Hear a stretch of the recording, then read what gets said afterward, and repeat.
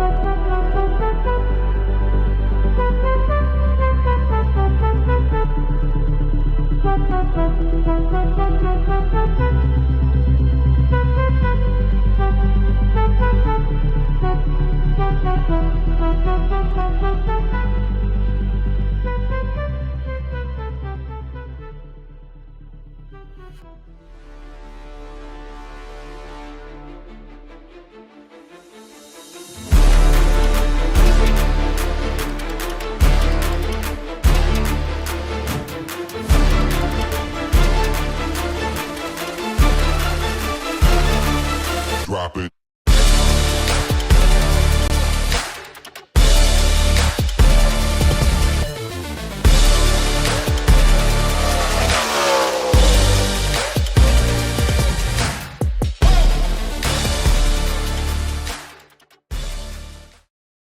From the virtual cockpits to you, get ready to experience the peak of iRacing skill. We welcome you to the OB Builders Cup Series. Prepare for breathtaking speed, full commitment, and all-out action. The show starts now.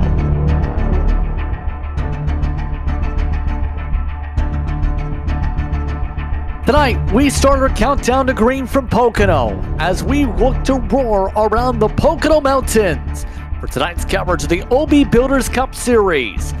This evening, the Moonshiners Racing League and its top drivers take part in the RS Button Boxes 225 here on Ballin TV. My name's Justin Pritz. Alongside the booth for tonight is Nick Stein. DJ Lyon is our producer once again, using cameras provided by Whiplash Sim Cams.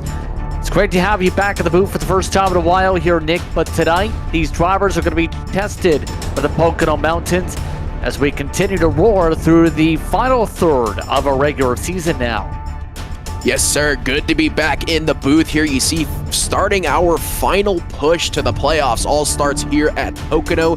10 more races to get all the points you can before those playoffs start, and we cut the field in half down to 16. So, gonna be a fun one here tonight. 90 laps, and these guys look raring to go here. We got about 2 minutes left in qualifying here. This should be a fun night. And remember, we're in Long Pond, Pennsylvania for tonight's action as well. These drivers expected to roar at speeds of 190 plus miles an hour around Pocono Raceway here this evening. And with drivers during last week, there are plenty of drivers during the race officials that had some challenges making some passes. Coming into tonight, 10 drivers locked in on points. Keep in mind, those with the asterisks are those not eligible for wins for the point standings. But these drivers for the postseason fight continue to fight hard. Smeets with the advantage, 19 points up, Nick. You and I both know 19 points is not a lot. Realistically, if you are 13th on down, you need a win right now. So if you're Corey Moore, Barry Sanders, Aaron Matthews, Jordan Schmeets, Paul Gallimore, all the way down to about Kevin Ruff, you still have a very, very good chance. And I'll even include Victor Pfluger in that as well. You still have a very, very good chance of making the playoffs if you can get a win. And this is the part of the season to be able to get a shock win here. We have a lot of different tracks coming up. Obviously, Pocono tonight. Next week, we head to Atlanta Super Speedway right there. Then 2 straight road courses in Chicago and Sonoma. So a lot of races coming up where these guys can really shake up this playoff field. But you got to keep in mind, 10 races left. There's only 6 different winners we can have before we lock out the entire playoffs purely off of wins. So a lot still to play for, but it is definitely getting tight. It's getting tighter and tighter, and the more different winners we see, the more spots that end up having to come down to being able to score points being reduced. So, we're just about done qualifying. 29 entrants have made their way out to Pocono here this evening. So we'll get ready to see how these drivers shine brightly here tonight. As the drivers make their way to the starting grid, let's take a look at how they will start from the Pocono Mountains and from Long Pond, Pennsylvania.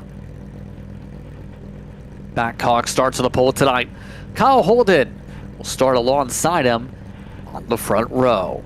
Row number 2, Paul Gallimore starts in third.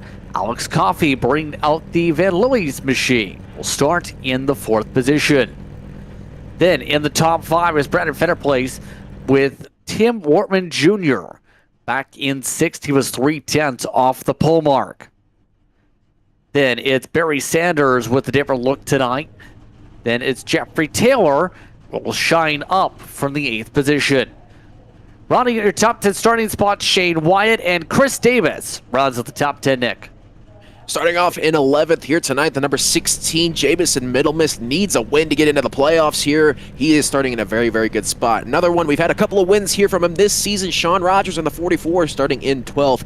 Timothy Harper, one of our first drivers not eligible for the playoffs due to not being in enough races, starts 13th. Caden Norfree starts alongside him in 14th. Jose Medina and Johnny Shade are going to work up the next row in 15th and 16th. Nick King and Blaine Wilson make up that next row in 17th and 18th. And rounding out your top 20, going to be Nicholas Atwood and Corey Moore. Then 21st goes the way of Brendan Bikey. Then Nigel Christensen, starts in the 22nd position. 23rd goes to Aaron Matthews. Justin Belmonte starts alongside him in the top 24. Warren Young's 25th with Greg Carr back in 26th in the 25 car. Coming towards the back of the field, Ryan Huff and Matt Macklin will start towards the tail. And rounding out your qualifiers today, Jared Clark will start in 29. Look top to bottom at the run you're here tonight as we get ourselves set to go. Again, our pole award this evening brought to you by All About Sheet Metal. That pole award went to Matt Cox as mentioned. To be able to set the pole time tonight, he set the time with a 53.170 to be able to shine at the top of the board. And so, let's take a look at your race analysis. The stages come quickly tonight. Laps 20 and 40. This race is going to be 90 laps, Nick. Lots of time to work. Oh yeah, for sure. It's going to be, like I said, a quick hitting stage breaks here tonight, 20 and 40, like you said. Not really going to have to worry about fuel strategy almost at all until you get to that stage 2 break. So that's really nice for these drivers. But once we get to that lap 40 mark, that's where it's going to start to get a little interesting, because if we can get a green flag run going here, that last stage, these guys will have to pit. So we're going to see a lot of strategy come out in this race, especially if we get some long green flag runs here tonight. Overall, some of the keys, what do you think those will be here tonight? Keep in mind, these track temperatures have been getting hotter and hotter as the sim's gone on. Yeah, for sure. That track temp is going to be in the back of everybody's mind here tonight, because 106 is nothing to scoff at. But some other keys that you may need to worry about, it's Pocono. Obviously, it's the tricky triangle. You're going to have to drive each and every corner here that you take completely differently than the last time you took it. That's just the nature of Pocono. So being the guy that can adapt to the conditions the quickest is going to be a top priority key. Another one here, get on pit road. This is a very, very difficult, very bumpy pit road to get onto. So these guys are going to have to be careful to not lock the brakes getting into that pit entrance line, because as soon as you lock up, you're going straight and you're going to get a speeding penalty there for sure. But that last one, definitely just do not step on it. That is the biggest key I could give here tonight. We've seen it all last week in leagues and officials and NIS. People just haven't really gotten a hold of this new aero model that the Cup car has gotten. And this being the first oval that we're hitting it with, it is obviously going to be very difficult for these guys. So it is just going to be survival of the fittest here tonight. Survival race for these competitors here tonight. There were a couple number changes made of note. Those who watch along with the series, some of the number changes for official numbers include Corey Morris now the 19 for this season. Timothy Harper's taken over the 42 car. Ken Orfrey's taken over the 56. Victor Fluger has become the 80 car. You see what the changes there. So a few drivers electing switch up their looks a bit. We'll see how these drivers now run with their different number attire. But the dig cars look to dig forward, but the BMP machines look for a lot of horsepower up at the front. These drivers set to do battle as we enter the Simrat Market start zone. Green flag is out. We're underway from Pocono.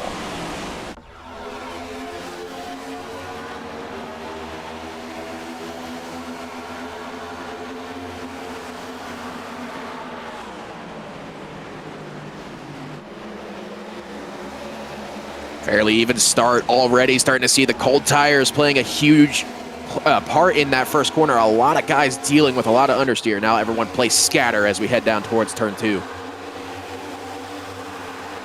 Yeah, so 3 wide still in the back of the field, but much of the field already going to single file. The traditional note when it comes to how these drivers attack this track. Some of those in the back still yet to sort themselves out. Muscles up top, Mikey able to zip around. Medina on the bottom, for example. Timothy Harper runs middle as the 48 slips up. And keep in mind, these drivers... Yeah, that's commonality with this track. A lot of people get tight in the aero off the corner. Further back, Corey Moore to the inside to turn number 1. I believe that was on the 48 of Jose Medina. As will put Corey Moore up another spot. It's an aggressive drive towards the back. Nick King of note had a technical issue. He's now out of the race due to set issues. So we'll keep on going for now as we see some of the others push up Out of the gas, Johnny Shade nearly slammed to the side of cars.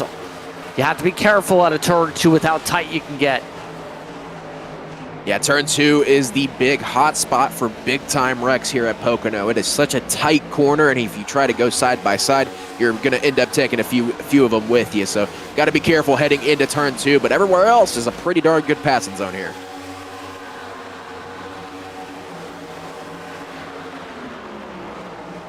There's a lot of opportunities, too, if you try and get this on the top line, like Shade's trying to do.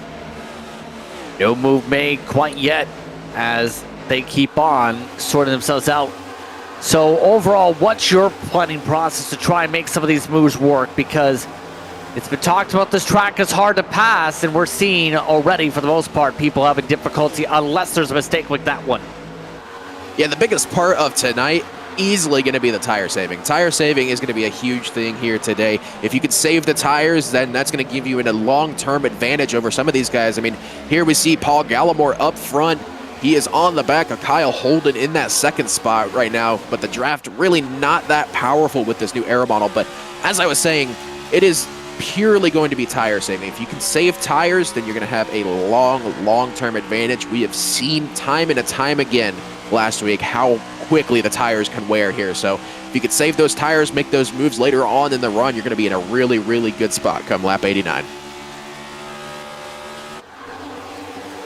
Oh, trouble way in the back. Somebody slammed the wall hard. That's Matt Macklin, who went for a big slide, running 27th at the back of the field. Look at this replay, and I think I know how this one goes. Let me see if I can predict this one. Gets a little bit loose on the exit at 1 and slams the inside wall. Official prediction here. Survey says, yes, sir. Ding. Our spotted boxes replay, able to hit it right on the money. So that's our second driver having issues. Our first still keep going. Running dead last, well on his own. That one's been enough of one. That's Jeffrey Taylor into the inside wall. Caution. Caution flag is out. Taylor avoids damage, and another one slides. A second driver, Warren Young, also spins out. Puts us under yellow. I was just getting ready to say we had ourselves a little bit of a hornet's nest building from about 2nd to about 7th. And, of course, Jeffrey Taylor from 6th, by the way, spins out and hits the inside wall there, brings out our first caution of the night. Do not be surprised to see pit road pretty busy here. Yeah, so the caution was for Taylor getting loose. Young on his own also snapped around and got loose. Let's see what happened once again with Warren Young's case. What happened to him? More than likely, same thing. Hit the exit seam on the exit of 1, and that sent the car right around. Actually, it looks like he was riding that seam the whole corner. Yeah, driving 101 here at Pocono, you never want to be on those seams. You want to be directly in a lane. Bottom, middle, top. You can make them all work, but you do not want to be on those seams, and I believe Warren Young figured that one out the hard way.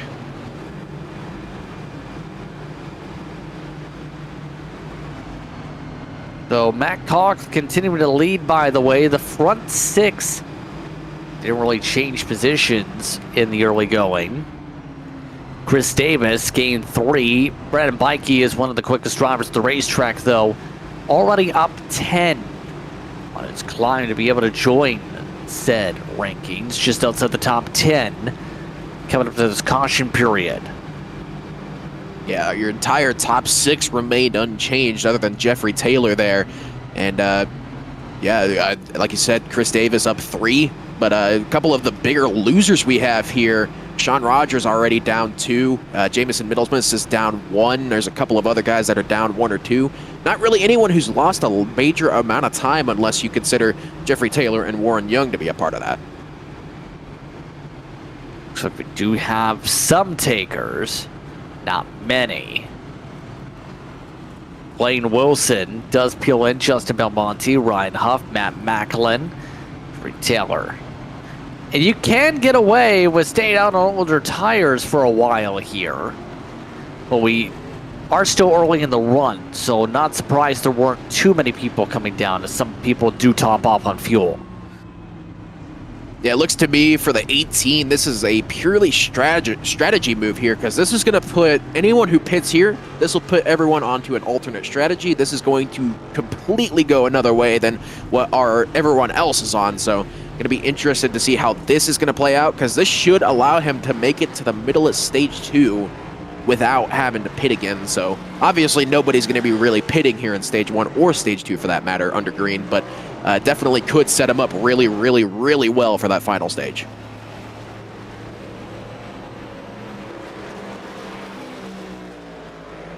So we're on to the caution flag. Let's take the opportunity.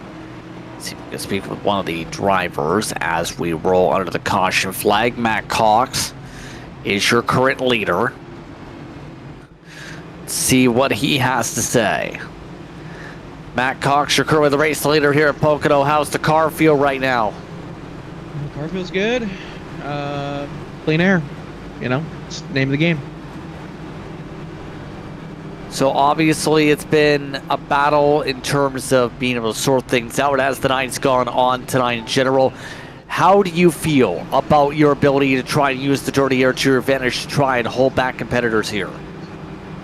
Well, they got to catch me first, so we'll come to that if they can get to me. So what's the strategy now for the rest of the way here as you control things up front? Drive as hard and fast as I can and hope nobody can catch me. Yeah, I think if we get a bunch of yellows, it's not going to matter. If we get green, we might have some stage flippers that might be a problem. So I want to try and put as much distance and limit the number of people who can flip the stage as possible, and just try and drive it as hard as I can. Well, once you get back to your team, thanks for the time. Thank you. Matt Cox rides on. And we'll get him back to one of the team rooms. Sort things out from there. So just about set for a restart situation here.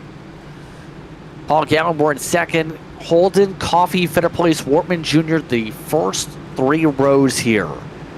Your thoughts as we get ready here, Nick, for the restart? Right now, if I'm on the crew chief stand right now, I am doing as much math as I physically can right now, trying to figure out what is going to be the best lap to pit in order to set yourself up as good as possible. Because we saw in the real race this Sunday, it was about 15 seconds you needed in order to flip the stage. Now, it's going to be a little bit longer here, just purely because pit stops aren't as fast on iRacing as they are in real life. So I think if you're talking about the stage flipping like Matt Cox is currently, you're gonna want to be within 18 to 19 seconds. It's gonna be your range. So, like I said, if I'm on the pit box right now, I am doing a ton of math trying to figure out what is going to get me the most amount of stage points right here. So just about ready for the restart. Cox in control. Once again, the restart zones in this series brought to you by Sim Wrap Market. Green flag is out. Good launch by the 32. And the first 3 cars start to battle it on out. Holden trying to get the pole for second. A couple drivers towards the back already fanning out. That is Aaron Matthews back there trying to make a move. Oh boy, caution. Jamison Middlemiss and Corey Moore involved. Looks like Middlemiss may have gotten turned off the nose of the 42 from what I saw. Let's take a look. And keep in mind the RS Bud Box replay. Watch for a little bit of offset.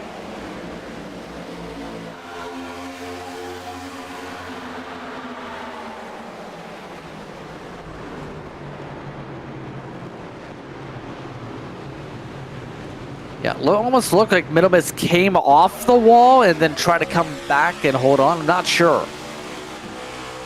Definitely some bump drafting here. Did he get some help? Nah, he moved down there, yeah. He moved down expecting to have some room there and just moved back up a tiny bit. Maybe a little bit of netcode involved in there, but honestly, that's just a racing deal right there, I feel like. going for the same piece of asphalt at the same time, unfortunately. Doesn't look like Middle Miss has too much damage, neither does Corey Moore, so both these guys should still be good. The only thing Middle Miss may have to worry about is a little bit of that splitter damage. Put us directly on the caution flag once again. Cautions, precautions, as Matt Cox holds on in front of the field. Let's see if anybody peels down this time. We're about halfway to the stage. Shouldn't see too many stops here unless you're at the back of the field. And yeah, not seeing too many. Oh, Gallimore trying to fake out. Oh, no, he faked it. Sorry. And it looks like he's going back in line. Tim, you mentioned that there was the number change. Timmy Harper again, the 42 here tonight. He is the one now peeling down pit road as a result of that contact. That one's on me. Corey Moore used to be the 42. Take a break. Just past halfway in stage one. You're watching Ballin' TV here from Pocono.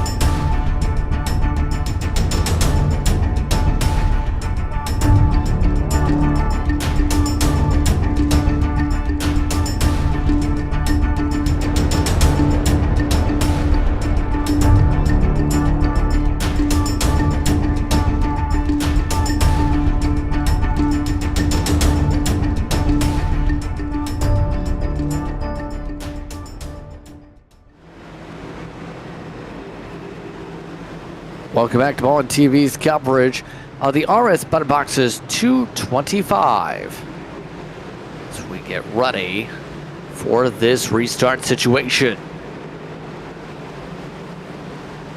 Again, it's going to be Matt Cox in control. Kyle Holden's now on the outside. Gallimore back to third. Alex Coffey in fourth with Fitter Place and Davis in the top six. Still less than 10 to go in stage number one. Green flag is out. Gallimore timed it up. Great restart for the 11 in the second row as he goes for second. Couple cars behind him also looking to make some time up. I believe that's Brendan Feder placing the 34 in that third place on the inside line, tried to make up a couple spots as well. See Feder place clearing by the 54. Oh, it's Nigel Christensen in the back. Here we go again. 4 or 5 cars scattered around, and we're back at our yellow. Middle Miss saying on the radio it's not his race tonight. He's blown the motor. Couple cars involved there. Tim Harper, Matt Mackins involved. Middle Miss obviously with the blown engine. I believe Blaine Wilson might have been involved as well. Greg Carr possibly too. Yeah, he was.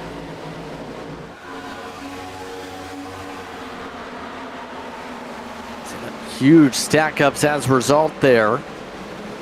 There's no place to go for a lot of those cars. Again, all sparking as things stacked up. Carr went for a slide. Christensen turned by one of the dig cars, and Wilson. Here's an air look.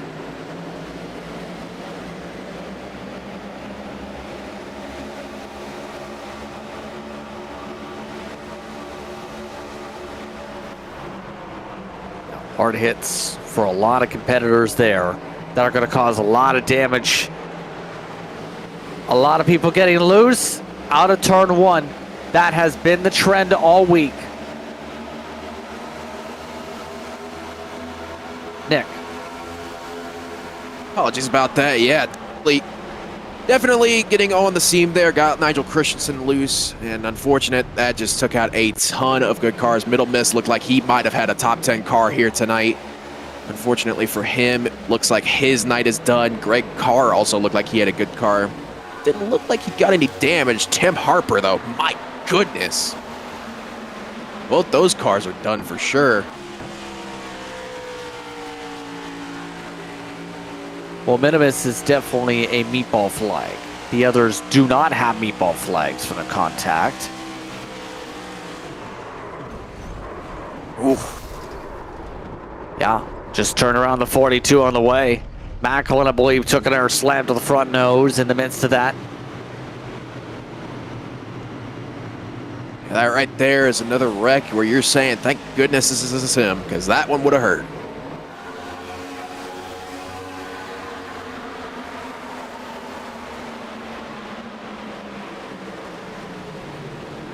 Pit road was once again very empty. Not really anyone other than damaged cars taking it down to pit road, as it looks like not really many of these guys have put too much, load into their tires at this race so far, so haven't really had any reason to pit. Yeah, especially with the stage now coming to a close in less than 5 laps this time by.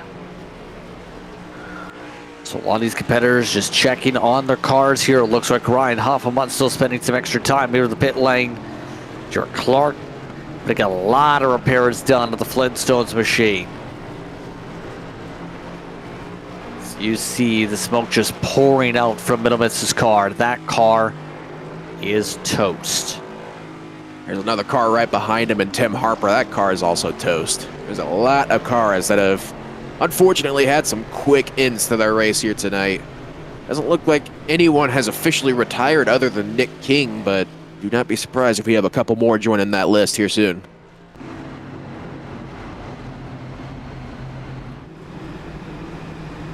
Let's take an opportunity to talk with somebody different here. One of the league owners is Barry Sanders. Right now he's running just outside top 10 positions on track. Barry, how are things feeling in the race car here tonight here at Pocono? Not too bad. Started on the outside the last 2 restarts and lost about 4 or 5 positions, but I think if we can get some green flag runs, we'll have some good speed to compete. Hopefully we can get up in the top 5 here. I don't know, with what we ran, probably 8 caution laps already, so hopefully we can get something done before the stage ends here. What is it like in your perspective being one of the main admins when it comes to Moonshiners and being able to organize a series like this? Yeah, I got a little experience at it over the past 5 years, so it's not too bad anymore. There's still those gray areas and things like that. But typically it's fun. It's cool to meet a lot of people on sim racing and get to know a lot of people, have relationships. I mean, we took trips to Bristol together, so I mean it's fun. You develop a lot of friendships and relationships, but there's also the other end of the spectrum where you got to kind of deal with the nasty part of it when things don't go as well as planned either. But I enjoy it. I've got a great group of admins right now that help me out, and if we want to do something or make a change, I always run it through them. So I think we do pretty well. What's the approach here for this restart real quickly? Go fast, and hopefully not another caution before turn 1. Thank you very much for your time. I'll let you get back to your team. All right, buddy. Appreciate it. Team Aero Car in second, or rather, into the second team's room is starting in 11. Actually, restart. one of the highest running aero cars, actually. Brandon Federplace up in 4th, but other than that, next aero car looks to be Caden Norfrey and Barry Sanders sitting 10th and 11th currently. Coming at 74 laps to go. Less than 5 to go in the stage, coming to 4 in stage 1. Restart Stone brought to you by Sim Wrap Market once again. Green flag is out. We're back on our way. And a good start by Cox. He gets the power down and yet again controls the pack. Some bump drafting going on a little bit further back here. Alex Coffey got a little bit of a bump from, I believe that may have been the 7 there, which sent him straight through Kyle Holden, who gets big loose there through turn 1, but keeps it straight. A lot of drivers trying to square themselves away right now. Tim Wortman Jr. muscles way down at the bottom. Others continue to fan out, coming through turn 2 for the tunnel turn yet again. So a clean start this time. No wiggles, no bobbles. But still moving forward is Bikey, up 14 and going for more. Look at the outside of Chris Davis here on the outside of turn number 3. That car's quick. Bikey looks to have one of the best handling cars in dirty air, and that is something you love to see if you're a Brandon Bikey fan.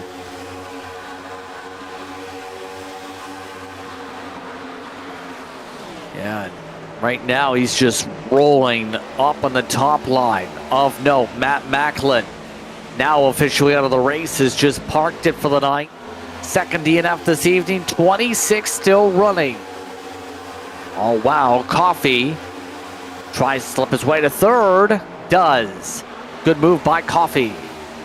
Also had another move a little bit further back, or I believe there was an attempted move. Yeah, Shane Wyatt actually made a pass on Caden Norfrey. That was for 8th position on track, and now Shane Wyatt moves himself further into the stage points.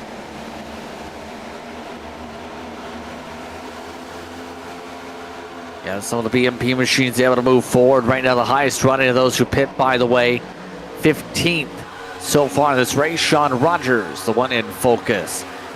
Some decent runs by Rogers as of late, as he tries to keep up with some of his fellow teammates. We'll see what he does to be able to make some moves. He's looked pretty solid as of late.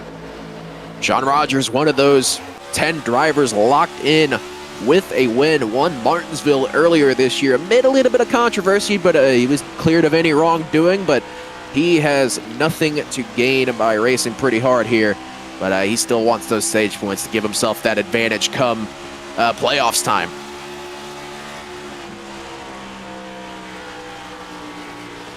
Yeah, you see him just trying to roll the bottom and try and get things working. Coming up to 1 to go in the stage here.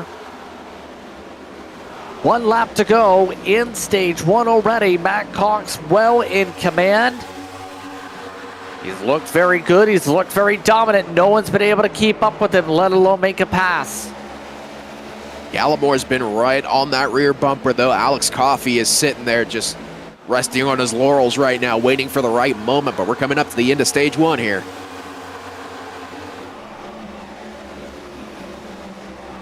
Mike Gibbons those up to 4th in this stage already. He's been able to slide his way on forward as this race has gone on. But Oh, Coffee to the inside. trying to take a poke for second. Nothing doing. Stage 1 comes to a close here. Matt Cox comes across the line in front of Gallimore, Coffee, Bikey, Holden, Fitter Place, along with Davis, Wyatt, Norfray, and Rogers in your top 10. Cox once again getting the stage win. Tell you what, Matt Cox has officially found his summer stretch form. We did not see this from him earlier this year, but that summer stretch is kicking in hard for that 32. So far, so solid when it comes to his run. Now it's going to be the important part, making sure he doesn't lose the lead in the pit stop cycle, Nick. Yeah, that is going to be the biggest part of going into stage 2, making sure you don't lose too much track position, because there's a lot of ways you can get a quick pit stop here, but there's a lot of ways you can lose a lot of time in the pits as well, so got to make sure you can't lose too much time. You see he's still pushing, trying to build a little bit of a gap for when they come down pit road.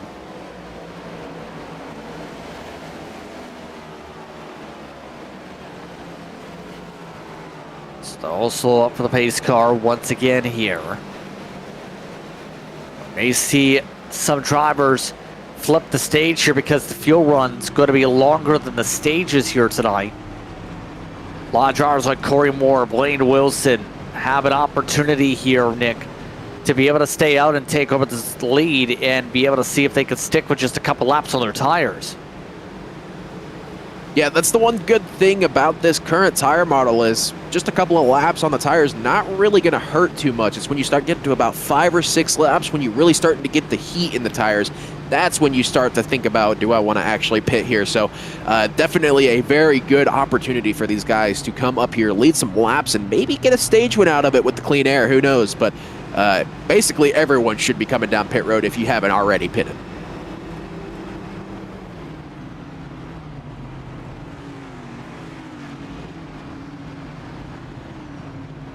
So already some drivers clutch and coasting here.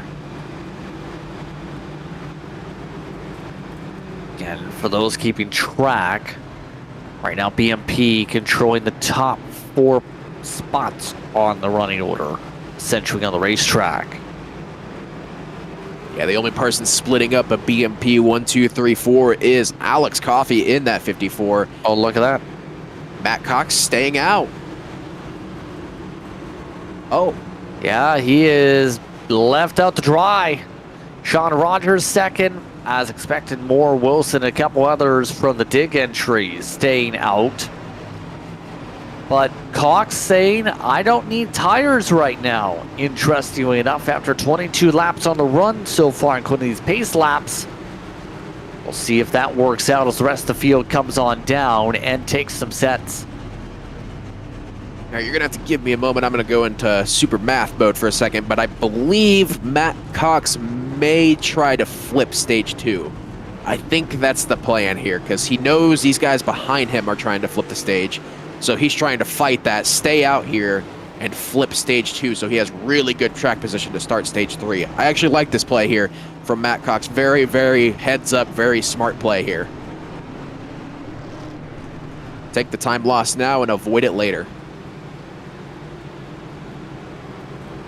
Interesting play. We'll see. This now all rolls as we continue on with these pace laps. Matt Cox staying in control as mentioned. Why don't we take the opportunity to speak with one of the drivers here that stayed out on the strategy. One of the drivers we haven't talked as much with this season, Tim Wortman Jr. Curry runs third. Wortman Jr. standing up by. Tim, what's with the strategy call here? What made you decide to stay out here? Lack of green flag laps and lack of tire fall off. So I'd have liked to make some adjustments to the car, but track position. So we'll see. I just need to not get myself caught on the bottom where the train goes by me on the outside. I think we'll be good. As well, tonight you have a bit of a different look. Talk to us about the different paint scheme that you have compared to your shiny black and silver you normally run? Yeah, and just needed to give the old Gray Ghost a break for a minute. We got the Oconee Hill products on the car, and that's what funds us. So thanks to everybody that buys from third-party sellers on Walmart. Helps keep us in business. What's your approach now for stage 2 now that you're going to be starting next to everybody else who pit? Try and keep up here in this top 5. Good luck the rest of the way here, Tim. Thanks. Tim Wortman Jr. looking to restart and looks to do well here on it. All right, I got some numbers here for you, Justin. So Matt Cox is staying out like we've been over. Your field window right now, base green flag run, 35 to 38 laps is about the numbers you're going to be hitting on fuel. I think with the amount of cautions, there is a very slim chance, and this is based off some quick math here, but there is a very, very slim chance that he can make it all the way to the end of stage 2 without having to pit. It's going to be very tough, but if he's able to do that, that is going to be an insane strategy play. But he's got a lot of fresh tires behind him, and I don't know how this is going to work for him.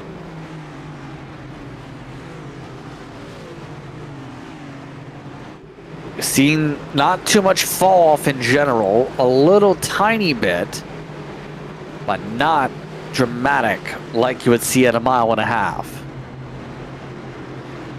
This track, usually if you've run 53-second bracket, you're in a great spot. That seems to be the nature of it.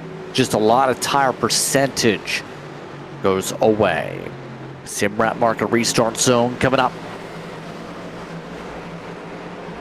Green flag is out. Good restart by Cox again. Not as good a restart from the second row. And they're already scattering 3-4 wide. Already a lot of drivers trying to sort themselves out. There we go. Nicholas Atwood. Oh my goodness. Whoa, okay.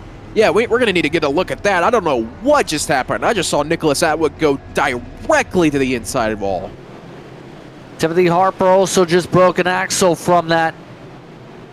Puts it under yellow. Something was definitely amiss there. Looks like everyone made moves, so looks like maybe Nicholas Atwood was trying to get a last-second move off here. As you see, everyone scatters 3, 4, 5 wide in front of him. Comes up. Oh, the death snap. Can't really turn right in this car to snap it around like that. Says it's sliding hard to BMP entry into the wall. Oh. There it is again. Okay, I see why everyone's scattered now. They look like Corey Moore may have just missed a shift. Just didn't get going at all. I think that may have been Corey Moore. Because you see him up front up here. Actually, it wasn't Corey Moore. Apologies. I think that may have been Jeffrey Taylor. Too many gold cars. Oh, no, it was. Yeah. A lot of people wanted to make a way around them quickly. Corey Moore already went from 4th to 15th from how bad that got on the stack up. And it's rare that you see that big of a stack up this far up front of the field too, so... Oh, he may have missed a shift there. I think that's why. It didn't sound like it went up into 4th there. Yeah, everybody zips on by, and there goes all the track position picked up with the strategy call. Puts us back under caution. Already almost halfway through the stage. We'll take a break. More coverage coming up. You're watching Ball and TV for coverage of Moonshiners Racing League.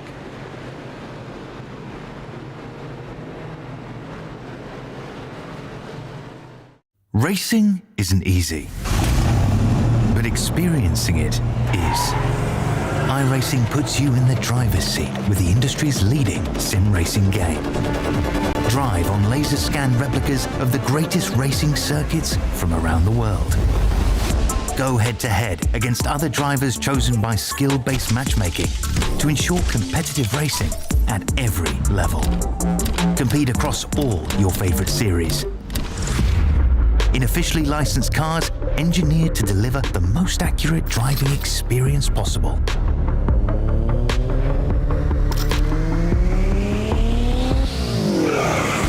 Join a race or host your own with players from across the globe.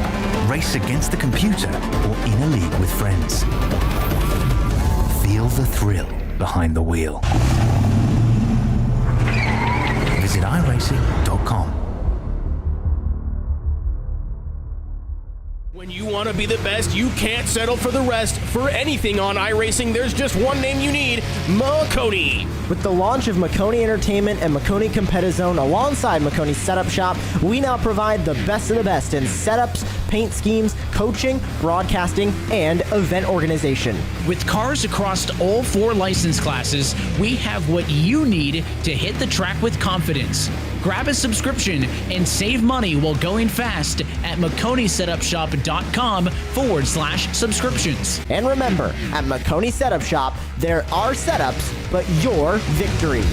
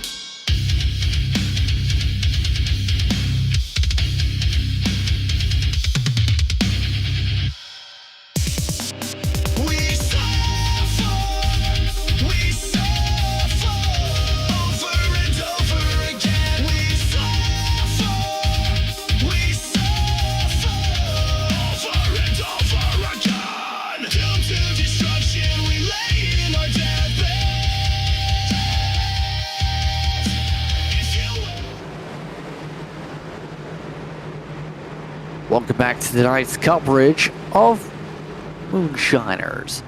The OB Builders Cup Series continues to work its way forward.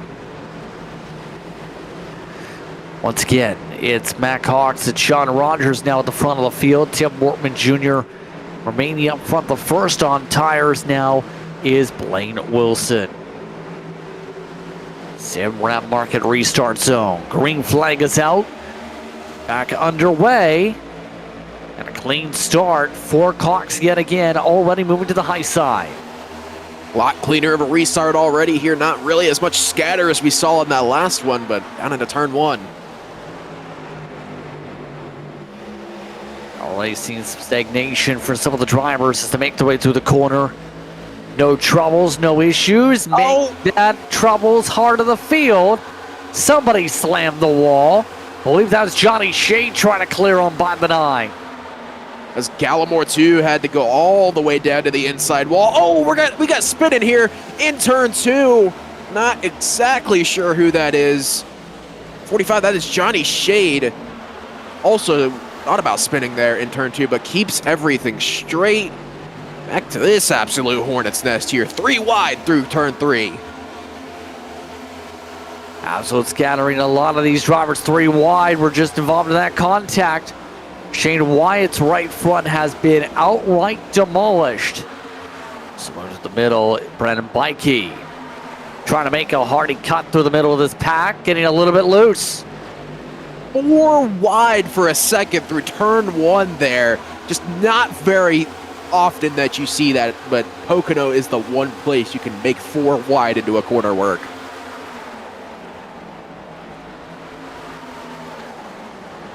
Right now, a lot of these drivers having a hard time being able to square themselves away and settle on down.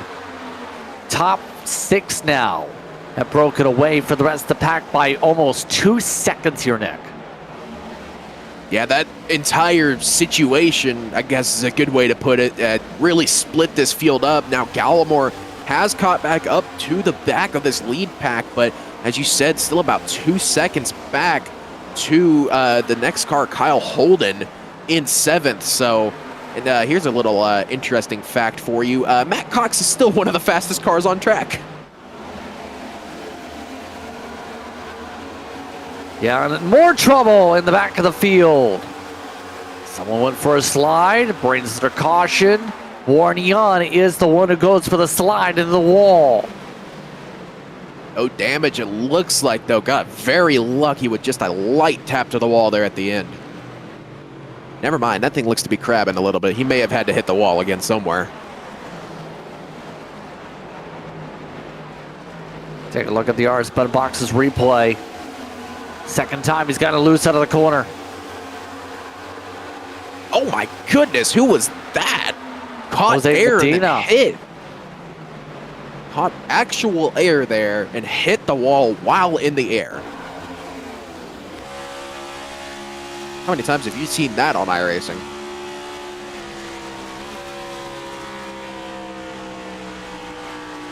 Yeah, that's where that wheel damage for Warren Young came from.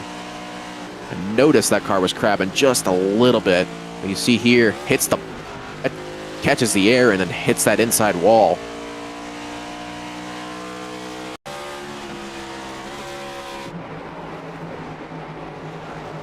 Yeah, this is another incident.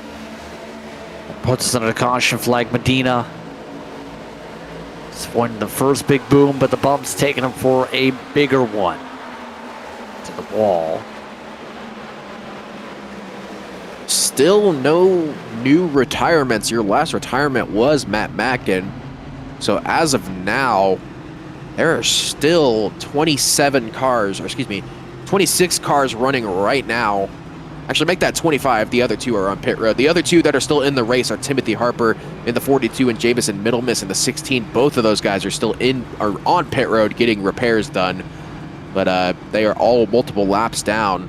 And it looks like their nights are done. So at the moment, 25 cars still on the lead lap, 25 cars still running on track.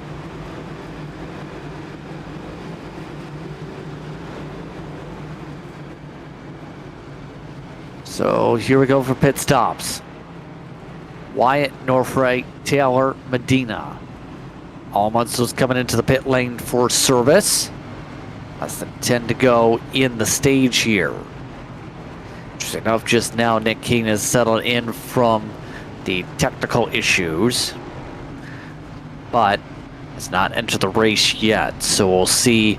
The 12 tries to log some laps to pick up positions as the rest of the people get repairs done. Would not be surprised if that is some storms coming through, taking some power out. That would be my best guess there. Unfortunately for Nick King, he is 30 laps down at the current moment, so a lot of work to do if he wants to gain any position.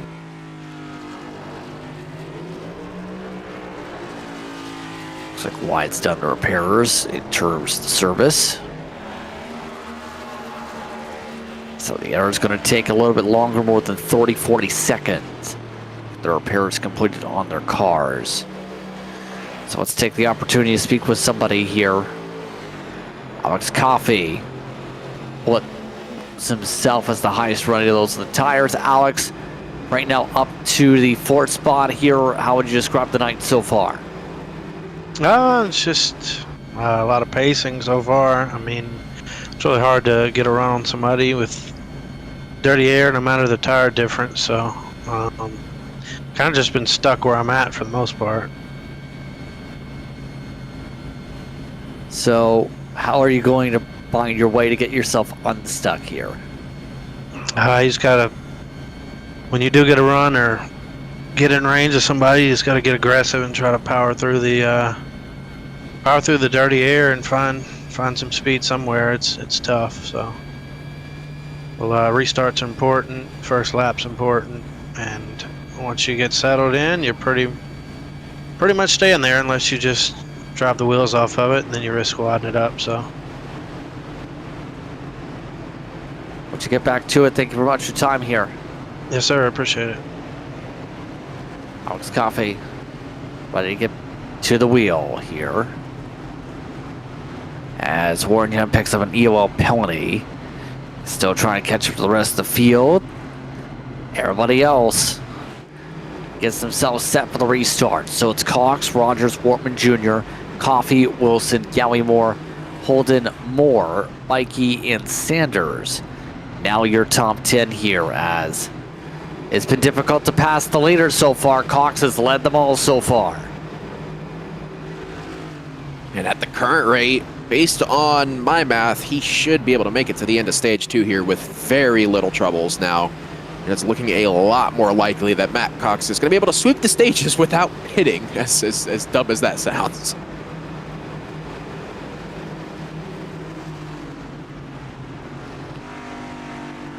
So we get ready to see what they can do here.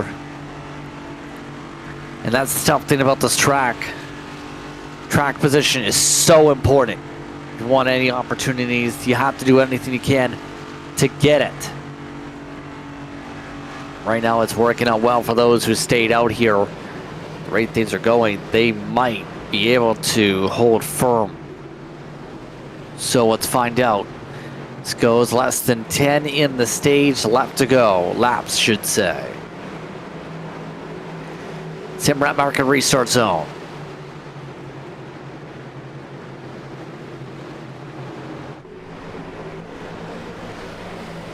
Green flag is out. Cox is off and away. Owen Wortman Jr. timed it up well. But the run stalls out. Not able to keep pushing ahead like he was hoping to off the launch. Got a little bit of work to do into the braking zone. Actually gets a pretty good stomp onto the brakes there. Made a little bit of ground on Sean Rogers, but that outside line's just going to take over here. And unfortunately, it is time to say goodbye to Tim Wortman in the top 5 because he is about to get freight trained. Actually, no, it looks like he's going to get up in line.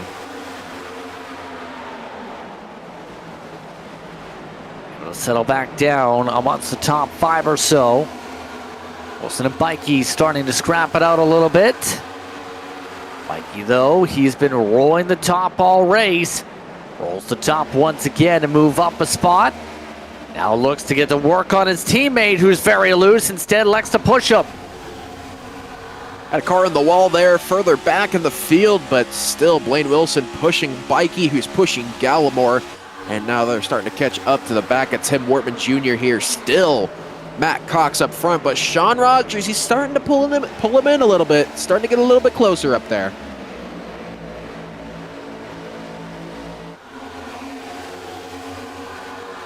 Now all choo-choo training. Looks like a little bit of a move to the inside. Now for the 24. Ryan Huff. So Zoop had to get repairs done, trying to make up for it. Looks like they'll do some machine, or rather try and find the way to get their machines around this racetrack. Less than 5 laps to go. Coffey right now rides on behind Rogers, who's losing ground in bunches here.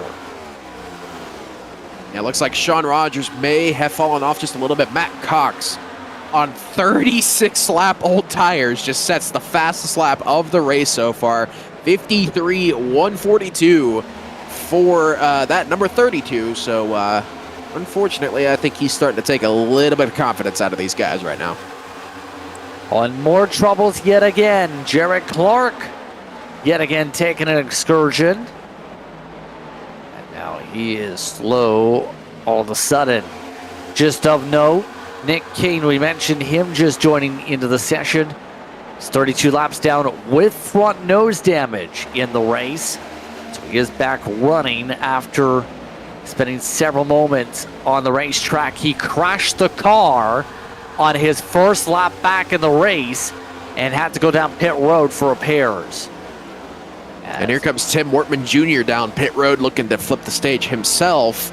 As Matt Cox is off and away. He is gone. Stage flipping time. They're going to have to work quickly to be able to get service done. Next time by, pit road is to close. Coffey for second. Ooh, that was close. Yeah, that's an understatement. Side drafting now down towards turn number 3. And Coffey's going to have the advantage, but Rogers has that outside line. He's going to squeeze him down to the yellow off of turn number 3. Almost said turn number 4 for a second, but they're going to race side by side down the front straightaway, and Coffey now has to play the side drafting game.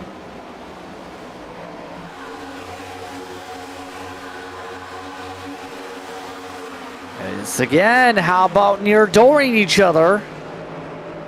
Coffey all at the bottom of the racetrack trying to make the move. Pit road is loose. Oh, outside wall. Big wreck. That's the whole field. Or the majority of it. Caution flag is out as Coffey takes some wild hits. Mikey Amonso's involved. And it puts us back into the caution flag after Coffey. He never steadied in the corner there. It looks like he just asked a little bit too much out of the tires there.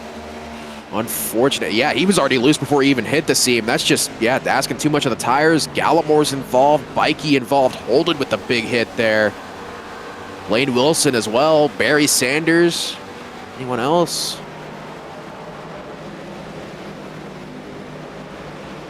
Big time wreck. Takes out some big time names there. Bikey had one of the fastest cars. Kyle Holden started on your front row. Wilson was also another really quick car. Oh, man. Yeah, big time hit there. Kyle Holden's meatball flag just popped up. Mikey got one from that. Let's take another look. Does look like Paul Gallimore has a little bit, and I cannot stress, a little bit of front end damage, but it looks like he got away mostly scot-free in that 11 car.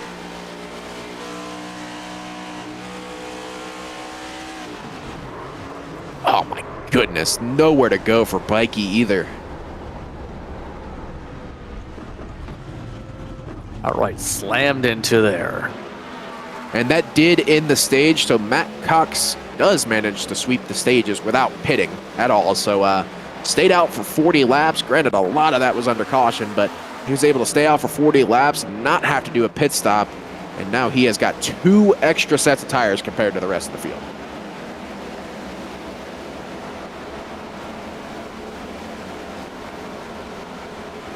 And so,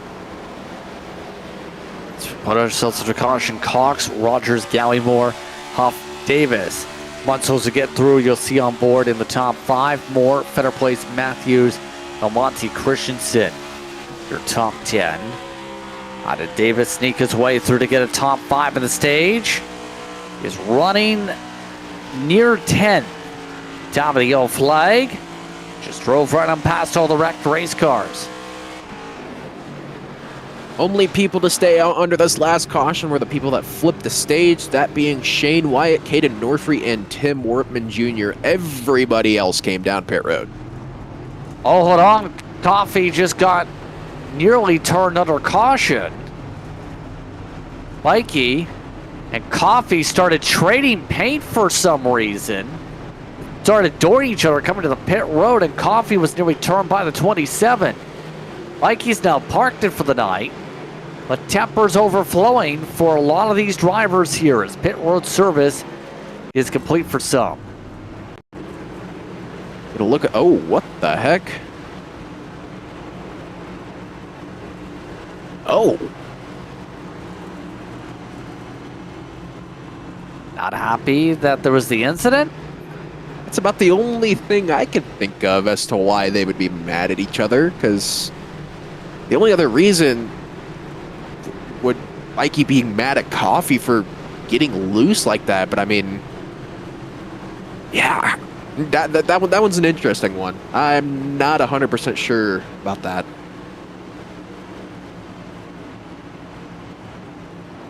Playing some games out here. We might see a connection flag come out for Norfrey. He just had a massive technical blip and had to pass the field to avoid contact with Shane Wyatt. He and Wyatt staying out. Tim Wortman Jr. with the flip of the stage did get himself to third starting spot. So for the first time tonight, your stage winner, Matt Cox, going to have to deal with traffic here. Yeah, this will be the first time we have seen anyone but that 32 lead tonight. He has led every lap to this point. Obviously, Shane Wyatt just led his first lap of the night, but it has been all Matt Cox all night. So this will be our first time really getting to see anyone else lead this race. So definitely be interesting here, but I feel like Pocono is that one track where if you get out front, it is going to be very hard for anyone else to pass you.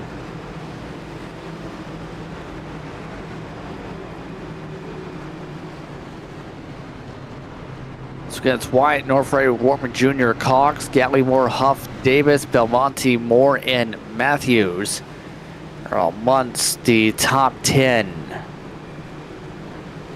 And it looks like drivers are already working to get their tires up to temperature. Wyatt, remember, once the drivers had to pick up fender repairs on the 23 machine already this race.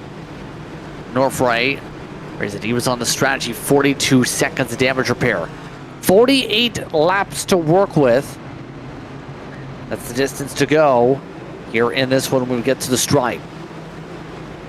Okay, I'm going to tentatively say we're going to have one more pit stop, but Matt Cox proved me wrong by doing the entire 2 stages on one set of tires. So we'll see what happens here, but if this trend continues with the cautions, do not be surprised if some people try to push it all the way to the end of the race here.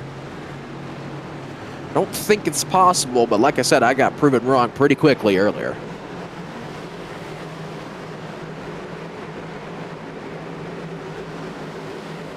All set and ready to go. Sim wrap marker to restart zone. Green flag is out. The SWM car gets the launch. Nick King gets himself a black flag off the jump. The rest of the field makes its way forward here as we get ourselves underway for stage number 3. Shane Wyatt already... Go ahead, sorry. How about a caution flag instead? More wreck in the back. One of the drivers involved with the black flag earlier on the ticker came involved, but Jared Clark is the one who goes for a massive slide. Oh. Another yellow.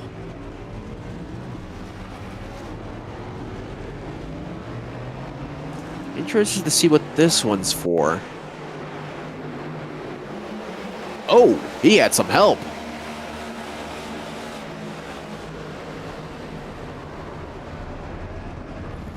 Yeah, and then he just destroys the car for good measure while getting the car back rolling. Good old wheel spin monster got a hold of him. Oh, what the heck? What happened to Jose Medina there? Oh, let's look at the nose took off.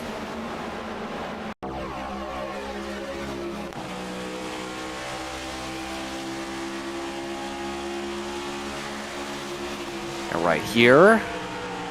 Oh, that's why. Yeah, hit the 44, pushed him up the racetrack. It looks like Sean Rogers may have gotten loose himself and then made contact with the 48. And then that's what started the whole incident. So Jared Clark literally had nothing to do with why this caution was caused, but unfortunately he was the unfortunate bystander, and he was the only one that was left spinning.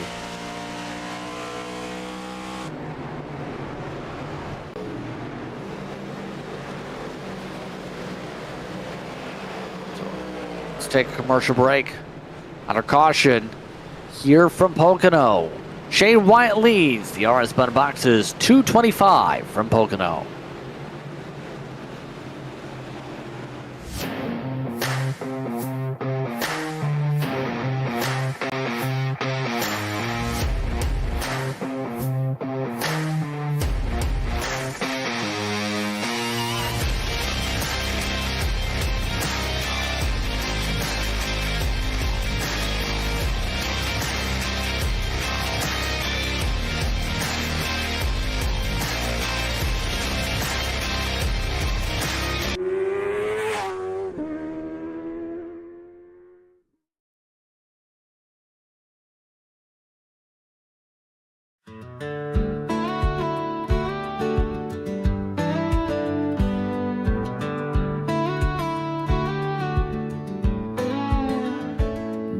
dirt road where the wildflowers bloom. She came a-walking like a storm in June. Her hair was fire, her eyes a fierce light. Goodness gracious, ain't she hellacious tonight? Stomp those boots on the old wooden floor. Took the whole bar by the hand and more. Her voice rang out like a silver bell. Goodness gracious, ain't she hellacious as well? Oh, the moonlight dances on her skin, whispering secrets with the wind. A heart like hers you can't control. Goodness gracious, ain't she hellacious for your soul?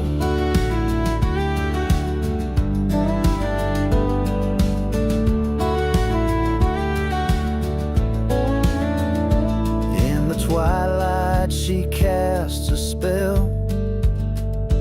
Every cowboy sinks inside her well, with a laugh that makes the devils cry. Goodness gracious, ain't she hellacious, oh my. Through the fields where the wild grass grows, she's a wild one and heaven knows. A firebird with wings unfurled. Goodness gracious, ain't she hellacious in this world?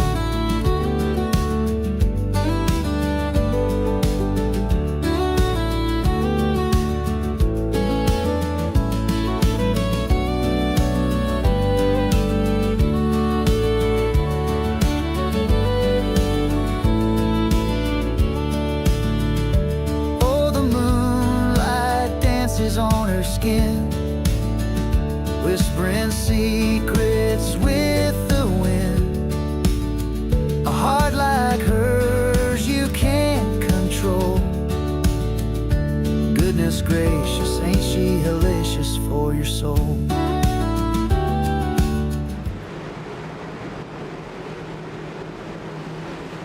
Welcome back, everyone, to Moonshiners. More coverage here from Pocono.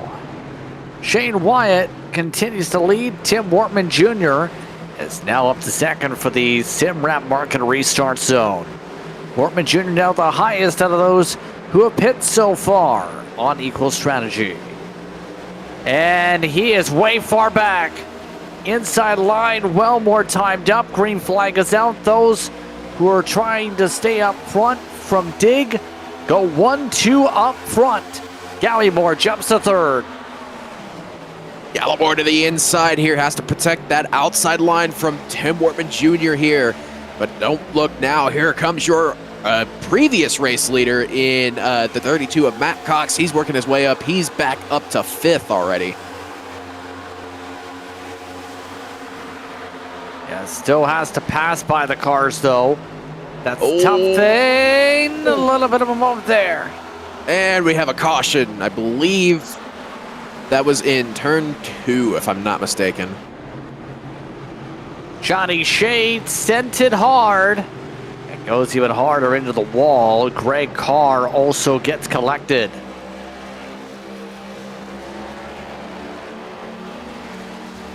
Our Responder Box's replay time yet again. Shade sent it into the back bumper of somebody.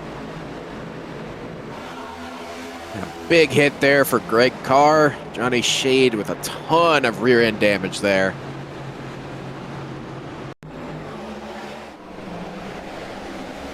I feel like at this point, it'd be better to list out who doesn't have damage right now. That list is pretty long still. True, but I mean, it's shorter than our list of people with damage.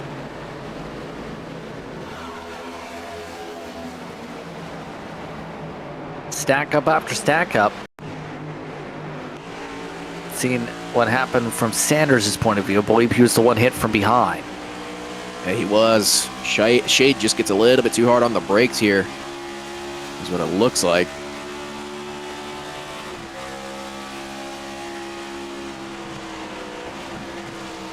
Yeah, just gets too deep on the brakes there. Wasn't expecting Barry Sanders to brake that early. I will say, though, you guys are the ones that asked for the realism, and iRacing definitely gave it to us. So it's definitely good to see these guys struggling a little bit here, because that means that iRacing did a very good thing with this car, and it is a lot more realistic, I feel like, compared to real life as compared to the old model we had for the Cup car. But pit road, very, very busy now. A lot of takers here. I don't know if it's a lot, but Tim Wortman Jr. is one of those who just took it. This should get them to the end, though, so it might be a long con to be able to get up to the front here after everybody pits later. Yeah, the thing is, I don't know how much time Tim Wortman Jr. is going to gain off of this, and why do I get the feeling he just towed? He did not. No. Okay, never mind. Don't listen to me. I don't know what I'm talking about. Kyle Holden just blew up in pit road, so that damage repair is not going well for him. All this as well. It's Wortman Jr., Belmonte, followed by Huff and Sanders, and Atwood, who have all completed their respective services here. Tough race so far for the field. Pocono has been a cluster once again for these drivers to be able to mine their way through. Wyatt controlling things, but it's only going to last as long as the fuel tank takes him here. Yeah, based on his last pit stop lap, which I believe was under the last stage break, he should be able to make it. Based on what we've seen so far, realistically should be able to make it to about lap 75, lap 80. Somewhere around there on this fuel tank, somewhere in that range, and it'll take him to his final pit stop. And yeah, but like I said, strategy is very, very weird today, so I have no idea what's going on, and I don't know how crew chiefs build strategies for this place. Strategy is fuel. Put fuel in it, tape the fuel jug to the car. Who knows? A lot of people just came down to top off who were part of that pit strategy, by the way. Belmonte from Warrior. Once was in. Ryan Huff, Nicholas Atwood. Some of these drivers feeling like they need a little bit extra fuel packed in just to make sure they make the distance if there's overtime. 40 to go. We get back going here. Right now, field getting set for another restart. So far, the Dick cars controlling things up front, Nick. Yeah, Dick cars are up front now, but that has not been the story all day. It has been a beast mode day through and through. Beast mode has been in the top 3 spots the majority of the night. Shane Wyatt, Caden Norfrey on your front row right now, based off of pit strategy as of now. They've shown the pace, but they are up here due to pit strategy. But beast mode definitely seems like the fastest cars here today.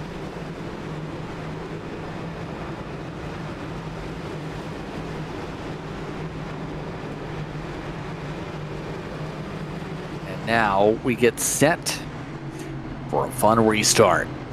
Let's take a look at the temperature read. It's 106 when we started. The grip level's gone up. Now 97 track temp. A little bit more grip into the surface here on average. That's helped by the fact we've had a lot of cloud cover here at Pocono tonight. And our air temperature is getting ready to drop here within the next 30 minutes. We're sitting at 77 right now, scheduled to drop to about 76 here within the next 45 minutes or so. So definitely going to see that track temp start to plummet here soon. Time to head to the Simrap Market restart zone. Green flag is out. Oh, and that count almost was a detriment. Norfrey timed it up perfect. Now Gallimore looking to ride on behind the both of them. Side by side for the lead. Snowfreight take the lead for himself. Looks like, yes, he will take it. Gallimore takes it 3 wide, forced to check up. I saw that 3 wide move coming right through the middle of turn 1, and I already knew that was going to get tight there. Good thing Gallimore backed out of that. That was a wreck waiting to happen there. Some of the others continue to ride. Some wall scrapes going on. Looking like some of these drivers try to settle in as the 2 teammates fight it out up front. Dorfray rides high side and handsome. Completes the pass. Here comes a new challenger. It's Chris Davis getting through, but trouble in the back. Another spin for Nick King. That's his 2nd out of turn 3 tonight. No caution. He is off the racing surface, so that will not put a caution out, but oh, who is that getting tight there? I believe that may have been Jeffrey Taylor there. About took the nose of Jared Clark off further back. Tempers are flaring in the mid-pack. Still not done for the race lead. Up the track goes Norfray. He gets tight. Wide's now clear. Here comes Cox looking for 3rd.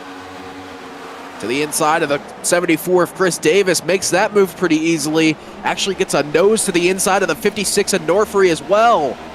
He's coming off of 4 side drafts, that 56 just a little bit, but he's going to lose some time because he got loose. Couldn't get in line, and now forced to check back in. Some of these team members getting really aggressive on the moves and contact amongst them. Chris Davis up the track. Gallimore gets in. Others stacked we got up. one flipping. I think I saw one go flipping there. Went off the wheels of Aaron Matthews. Good portion of the field just got wrecked as Gallimore and others went into the pack. Let's take a look. Gallimore and Chris Davis were the start of this wreck. It looks like Davis gets loose here a little bit. No, Gallimore comes up. Oh my goodness, Matt Cox almost got caught in that too. There was a much bigger wreck in front of this though, a lot more cars involved. It doesn't look like anyone went flipping, but definitely someone caught air. Clark Munsels who took some contact there. He's the only one with the mandatory repair flag coming out from this one. Right there's the slide, and then he just starts stacking up. Oh, it was Feder Place that almost went flipping there. You see, he went off the wheels of Aaron Matthews, and that catapulted him straight into the inside wall. That incident took a lot of drivers. How difficult is it as a driver when you have a stack up like that and there's no place to go? Very difficult. I mean, especially when you're mid-pack, it is incredibly difficult, not only to see in front of you, but when you hear wrecking, you have to figure out where you are on track. Wow. Yeah, Feder Place almost went upside down there, but when you hear wrecking, and you can't see anything, it is one of the scariest feelings you can have as a driver, especially on iRacing, because you have no idea where this wreck is, where it's happening. And unfortunately, 9 times out of 10, that's going to involve in the end of your race because you just have no idea what's happening in front of you there as Feder Place. Wow, just a hard hit for that 34.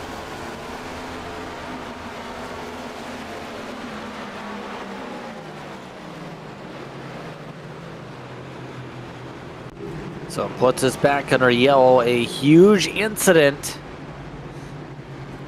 And I think now you can take count on the damage levels. A lot of people coming down to pit because that situation, as expected, Wortman Jr. cycles to the front on the strategy flip. Everybody else comes on down and looking to make sure they make it to the end on fuel here. It's about survival of the fittest from here. Yeah, we're officially in the fuel window to make it to the end. So yeah, this is a very, very busy pit lane. This should be the money stop, barring any overtime or anything like that. As the way this race has been going, this should be the last pit stop.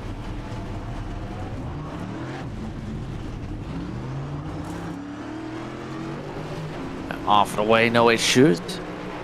2 tires for Cox. Now that's an interesting play there. Only right sides for the 32.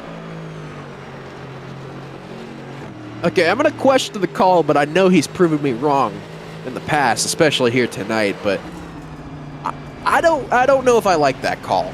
2 tires with still over 30 laps to go.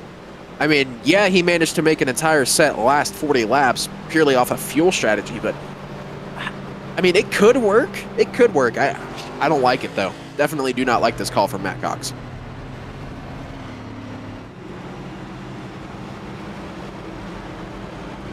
Do like this call for Ortman Jr. to be able to cycle up front. Nicholas Atwood has been involved in several incidents today. This is the first time a track position.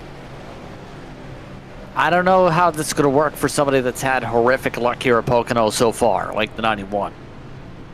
You also got to remember, there's like 3 or 4 cars around Matt Cox as well that have damage. Nicholas Atwood being one of them. I think Tim Wortman Jr. also has a little bit of minor damage as well. So this is going to be very, very interesting for that 32 machine.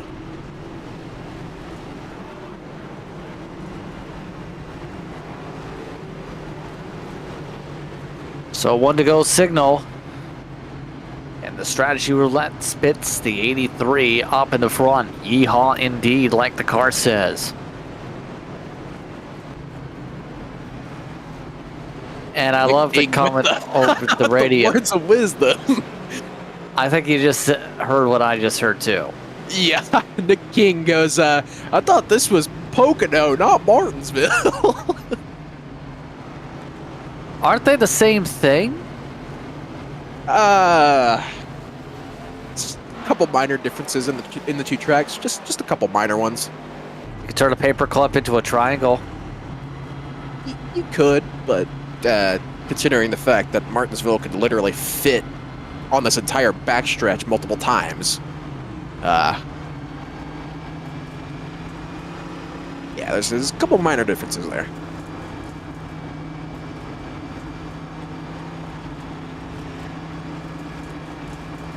So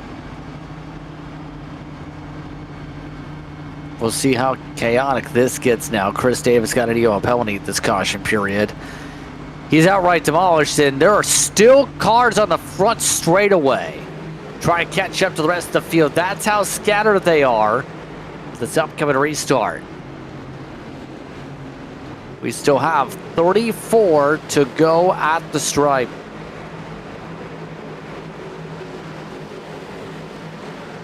Stupid question. Anyone got a count on how many cautions we've gotten so far tonight? It's high. That's the best way to put it. That's why I was asking. I lost track at about 7.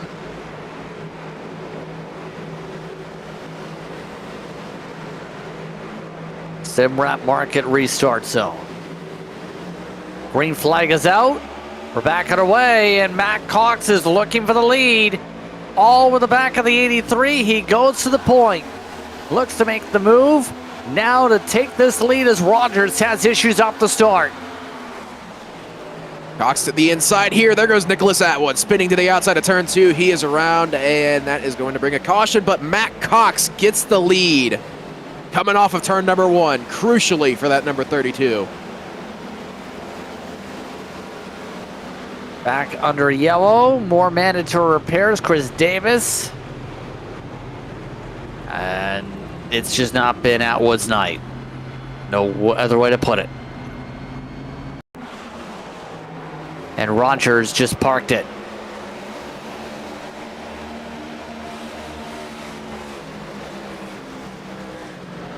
Ariel for the RS button boxes replay. The 91 has not had any fun tonight. Take a break. Under 35 to go. You're watching action from Pocono. The RS button box is 225. Being kept busy here under yellow. Racing isn't easy, but experiencing it is. iRacing puts you in the driver's seat with the industry's leading sim racing game. Drive on laser scan replicas of the greatest racing circuits from around the world. Go head-to-head against other drivers chosen by skill-based matchmaking to ensure competitive racing at every level. Compete across all your favorite series. In officially licensed cars, engineered to deliver the most accurate driving experience possible.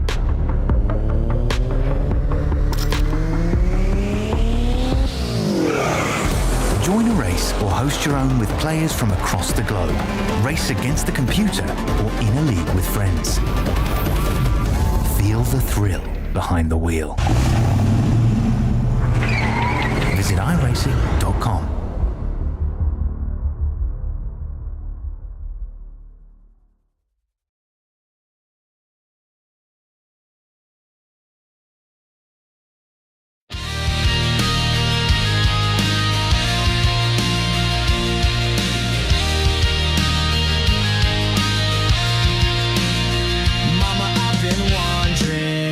In this world so wild, tried to find my footing, but I stumbled like a child. Fell into some shadows, couldn't see the light ahead. I know you've been worried by the tears that you have shed.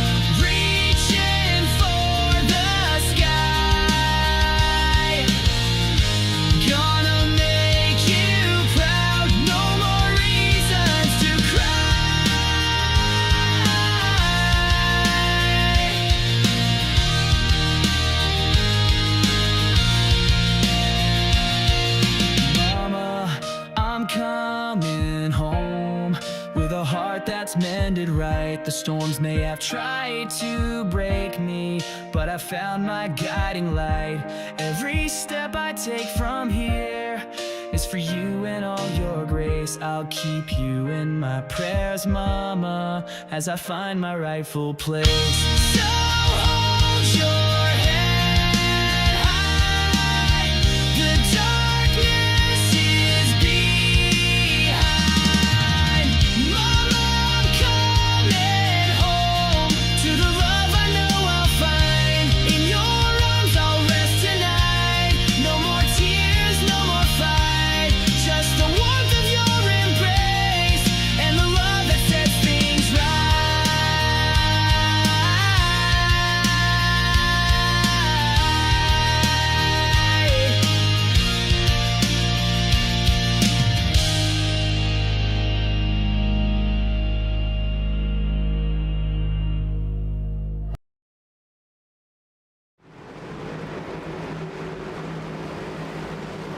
Welcome back, everyone, to Pocono. Coming to 30 laps to go in what's been a caution-filled affair.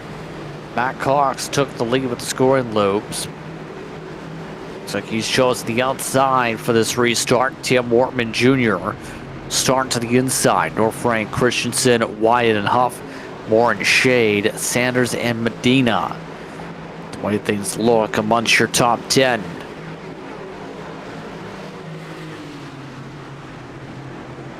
It's been an interesting night. Let's find out how this plays out in the sim wrap market restart zone. Wortman Jr. trying to jump for a moment. He's getting pushed by the 56, moves up high. Good launch by Cox. Matt Cox out and away here. Off into turn number one. Wortman up into that high line. Norfree to the inside. Looks to the inside for just a moment. Not able to get it. Norfree getting a little bit tight right in front of Christensen, and here we go again. Another caution. Yet again, a yellow Gallimore. Belmonte amongst those who spin around this time. Belmonte is the trigger. For your wraps machine, yet again around for the caution.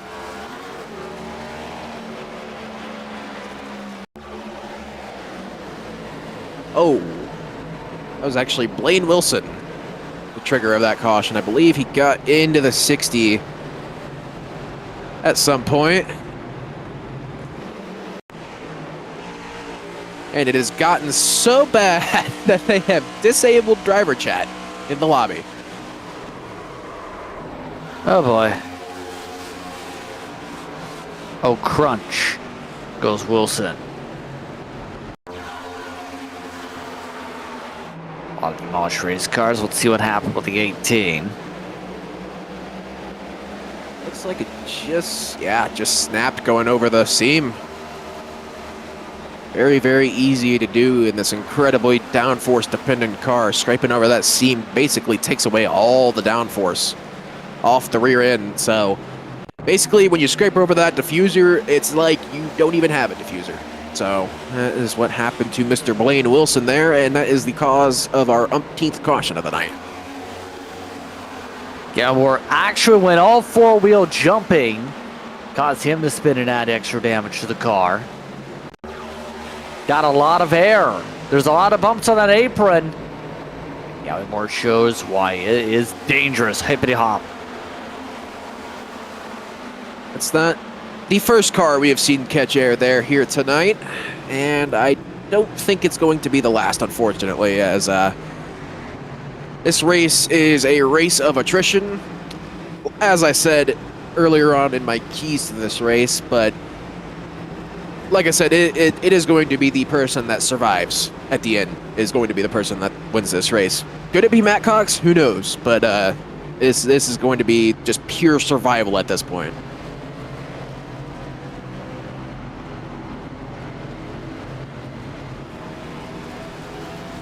So a lot of drivers pitting there. Fetter Place, Taylor's, Matthews, Coffey, Gallimore, Wilson, Carr, Belmonte amongst those who all peel down for service here.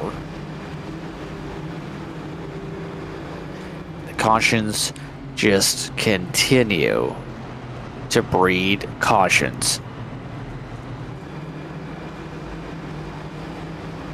Good old Larry Mack saying there. Yeah, these... Hey, as some people are saying amongst the field after they've turned the chat back on, Pace Car Simulator is kind of lit. Well, yeah, it is. I agree with Ryan Huff there.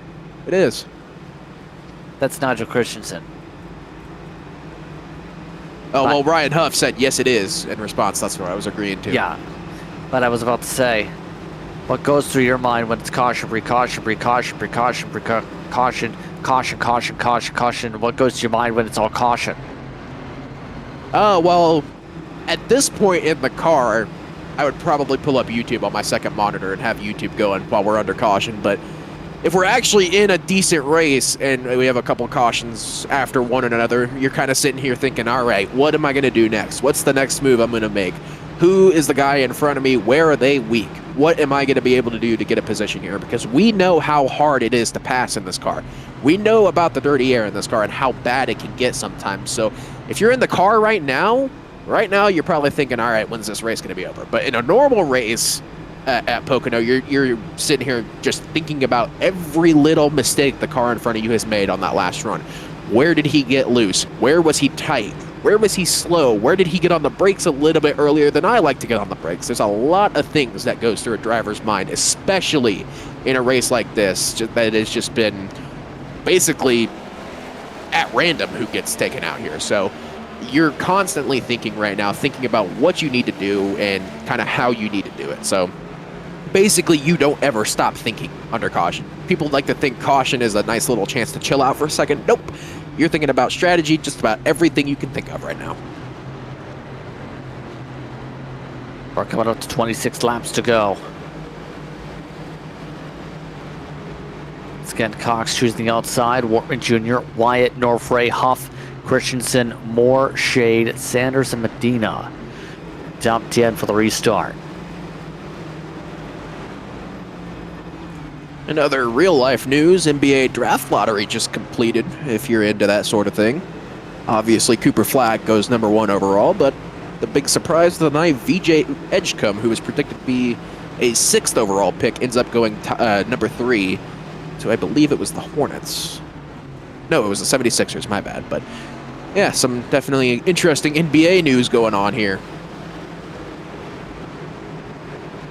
Very interesting. In terms of the lineup.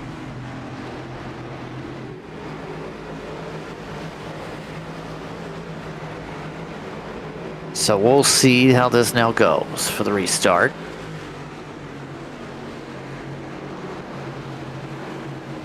Cautions, breed cautions, breed cautions, breed more cautions. Broadcasters lose their mind. Simrat market restart zone. 26 to go. Green, back underway. It looks like a bit of a stack up now for the inside line, side by side for second. Down into turn number 1 here. This has been the action zone of the day. Wortman, Shane Wyatt side by side here. Looks like Shane Wyatt is going to err on the side of caution and just give the position there to Tim Wortman, as he's going to get a really good run off of 2 and possibly have a move going down, or excuse me, that was off of 1 and have a move going off down into 2.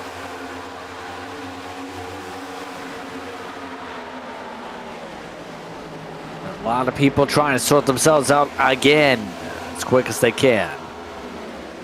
Johnny Shade amongst those who is in a battle. He's taking a lot of lumps tonight, but Shade is still surviving.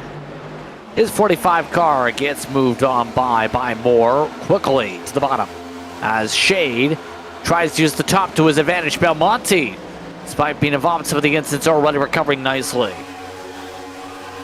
Pretty much single file throughout the rest of your field. Gallimore and Blaine Wilson having themselves a little bit of a battle heading down into turn number 1, but that one sorts itself out before the braking zone. And for the most part, single file throughout the rest of the field, as the only people making moves are Johnny Shade and Paul Gallimore right now.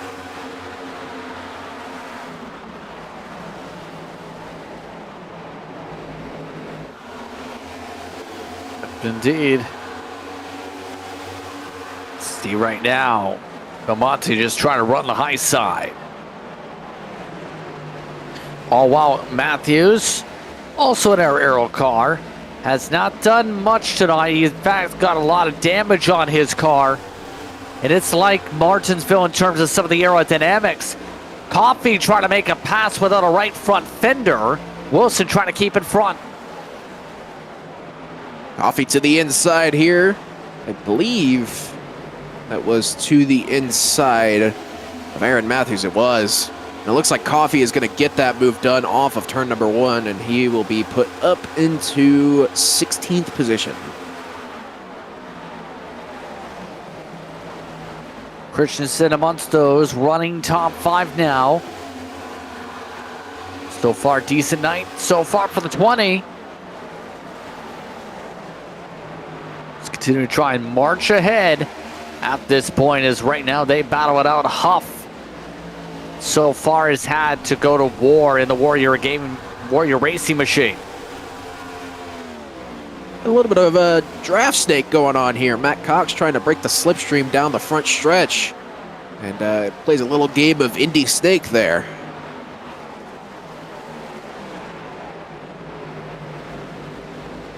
You see some of those with the damage. Meanwhile, Coffee at this point just going to have to try and survive, hope for more caution flags. Still fast enough to make some passes. Of note, Nick King is currently back there, scored 25th in the train. Yeah, he was and still is 31 laps down. Actually, he's 30 laps down now, but he has definitely made some spots up after being 32 laps down earlier in dead last. But he is up to 25th, like you said.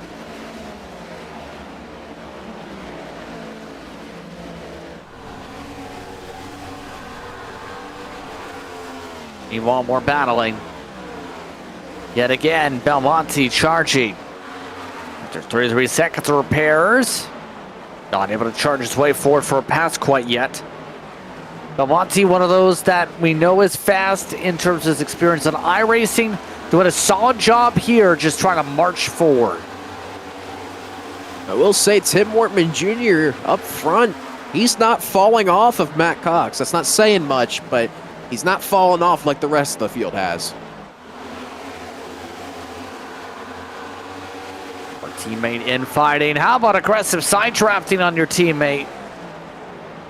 Christensen tried to pull back the 56. It's better in the corner right now. Norfray. He gets shuffled back, so Christensen now up to fourth, but the downside is Wyatt, Wortman Jr. and Cox have all broken away. Yeah, your entire top three has about a second gap back to fourth place Nigel Christensen. Granted, it's about a second between each car, but definitely a bigger gap starting to form, 6/10 between Matt Cox and Tim Wortman Jr., then about a second and a half back to Shane Wyatt, and about another second back to Nigel Christensen. So I think these guys have had enough of the cautions and are just starting to spread out and just get to the end of this thing.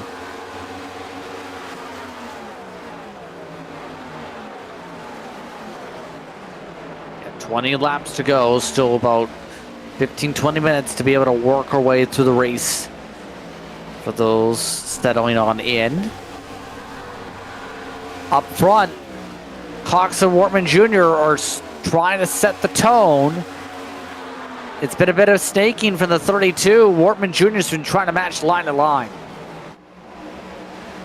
Yeah, the dirty air is going to start to play a factor in this battle here soon, because even though Tim Wortman Jr. is able to keep up with Matt Cox through the dirty air, that is going to wear his tires out a lot quicker here. He's going to have to start looking for some different lines to get some clean air on that nose and hopefully save those front tires a little bit.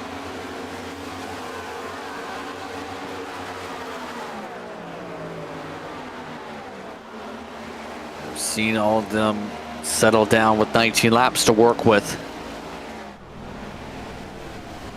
Wortman Jr. amongst those. That's going to be tight on the fuel mileage. It's looking solid enough to keep up here. 2-second advantage for that pack. Is there any chance of a close-up is the question. The fall-off, mind you, for these drivers is only 2 to 3 tenths of a second this run. I don't see any way, unless something happens between Matt Cox and Tim Wortman Jr. If they start battling and something happens between them, I don't see any way that Shane Wyatt is going to be able to catch up here.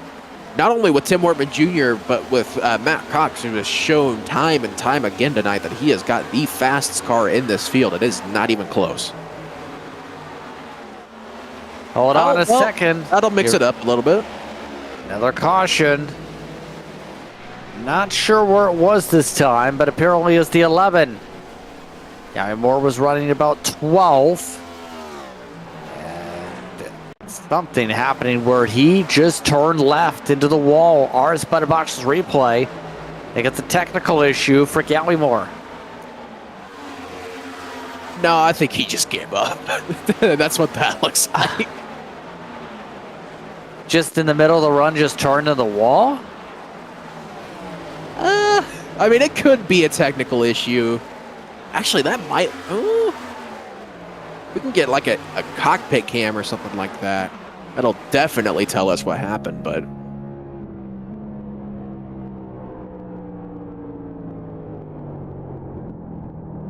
No? Yeah, definitely. I think he just gave up.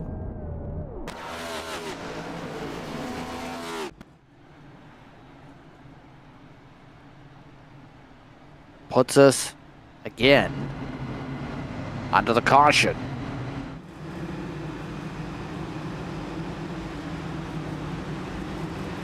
Cautions, reading cautions. One driver we haven't talked to much all season, Shane Wyatt. Take the opportunity to speak with him. He's up in third in this run. Shane, it's been a while since we talked here. How are you feeling in the race car? Valid. Shane White, do you have a copy? Yes, sir. How are you feeling in the race car? You know, it's all right. I wish we'd have a few more green flag runs, but got some teammates up here. The car's pretty good long run. I don't feel like I'm killing the tires too much, so you know, we'll keep working on it, and hopefully we can get to the end of this race without, you know, having a ton of cautions. So I feel pretty good. Matt's really quick, but we'll see what we got. So overall, how have you liked this car with this build so far? Yeah, it's definitely an adjustment. If somebody gets right on your rear bumper, then you're going to go around, or if nothing else, you're going to be really loose. Tire wear is definitely more pronounced. There's just a lot of things to get used to, but as the season goes on, as we get more races with it, just like with the old build, we'll adjust, and hopefully we'll be back up front every week. So what's the approach to try and find your way around Matt Cox? Yeah, I mean, he's obviously been the class of the field all night. If we keep having yellows, then that's going to put us at a disadvantage. But honestly, my play here is just to hope that him and Tim get to battling, and that brings them back to me, and then hopefully I have some card to play there. But on pure speed, he's got me, so we'll have to see what we can do here. Good luck on the restart. Thank you. Shane Wyatt got off in third for this restart coming up here. It's the field looking to reset itself, and much of the field is in damage repair mode. Only about 12 cars have cleanish machines at the moment. Drivers like Coffee, Fetter Place, Medina, Taylor, Matthews all have heavy damage. Gallimore has officially now left the racetrack due to a technical issue after his crash. It's been made pretty clear. Clean air is king for the 32.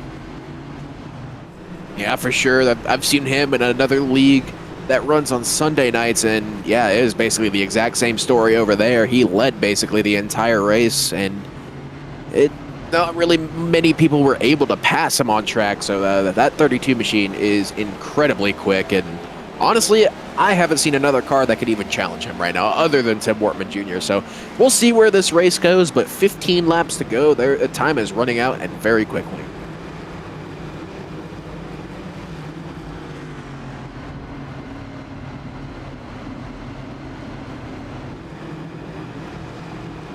So the field bunches back up. Coming up 15 laps to go from Pocono. Race is nearly at the 2-hour mark. Still have an hour and actually just actually 2 hours left to work with here in the session. Don't think we're gonna need it. God, I hope not, but definitely getting up there in time.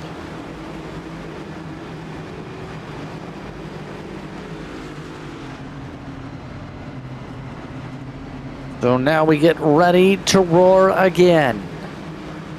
Cox has been good off every single launch. He's been able to clear every single launch. He's been able to settle in every time by turn one.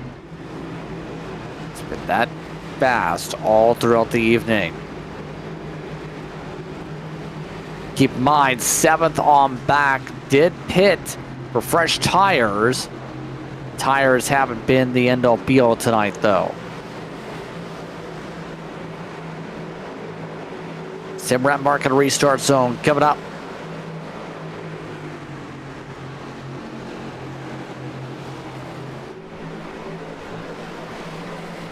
Green flag is out. Back underway. Matt Cox yet again gets a good launch. Shane Wyatt steals second. Wyatt gets up in front of Tim Wortman Jr. and actually has Matt Cox come up to block him. Wyatt runs that very top lane here in turn one on the restarts. That gives him a huge run coming off of turn number one. He might be able to make a move on Matt Cox here if he gets enough of a run. It doesn't look like he has it, though.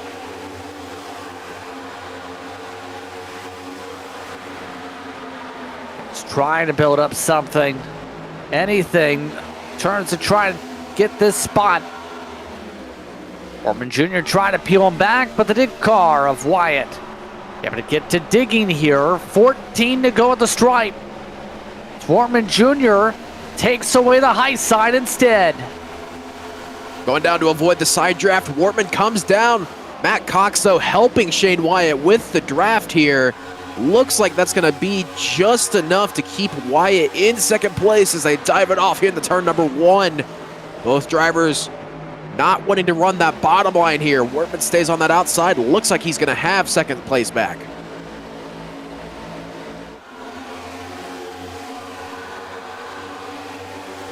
That time of night in terms of the speed differential. Here we go again. Johnny Shade retaking some spots. Ryan Huff looking to do the same. Christensen nearly to the door. Christensen to the inside of Ryan Huff. This is for, I believe, 5th place on track here. Got a car on the wall. Caden Norfree up into the turn 3 wall. Not going to be, actually, there is a caution out. I believe that might have been Norfree that went spinning. He's now under caution, and he's stopped. And he's towed it. So, something happening yet again. Let's take a look at the RS Better Boxes replay as just put it in the wall. Yeah, put it on the wall. And I think that's another driver that might have given up. Did I see that right? Was that Barry Sanders had received a black flag? Not sure what he received the black flag for. Yeah, but I think I found a reason. Remember, there is an incident limit in this series. 17 incident points get you a black flag. Barry Sanders just drove into the back end of somebody under caution.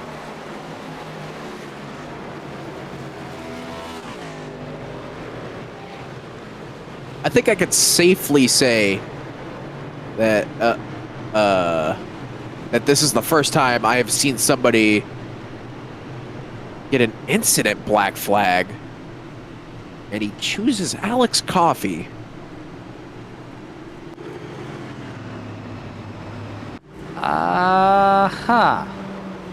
Yeah.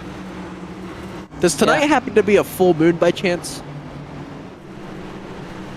No, it's daytime right now at Pocono. All right, bro. You know what I meant. Shane Wyatt, Ryan Huff, Barry Sanders, Brandon Fetterplace, Aaron Matthews, Jeffrey Taylor all ducked down pit road this time through. But with Wyatt electing to pit here, which is interesting as it is, Johnny Shade is now cycled up into the 3rd spot.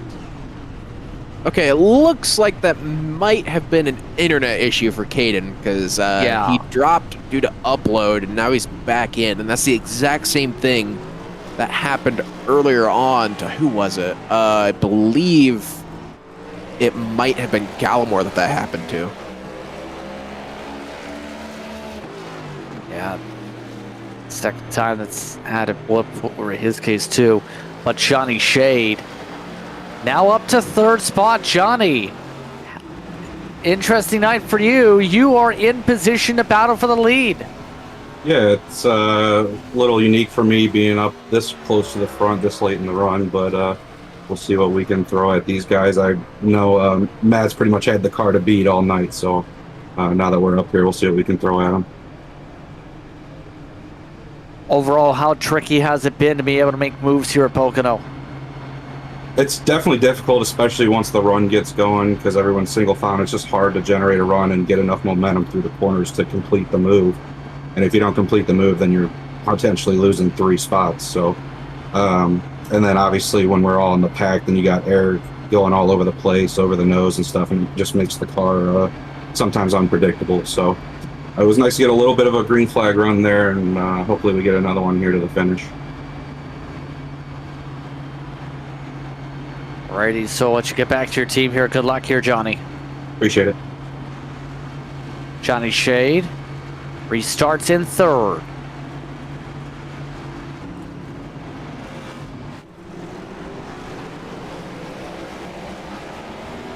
Tim Wortman Jr. in that 2nd spot once again. See if he's able to get a better start here than he did last time. Of course, last time got passed by Shane Wyatt. Speaking of, where did Shane Wyatt go? Did he pit?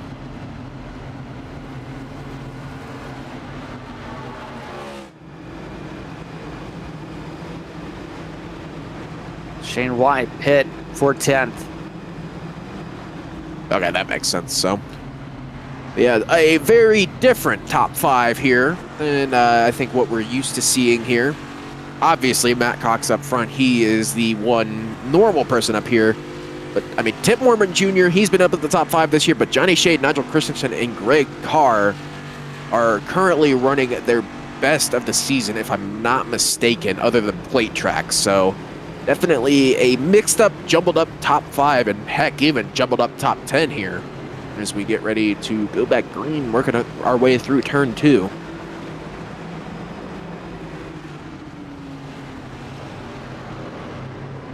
Ten laps to go coming up.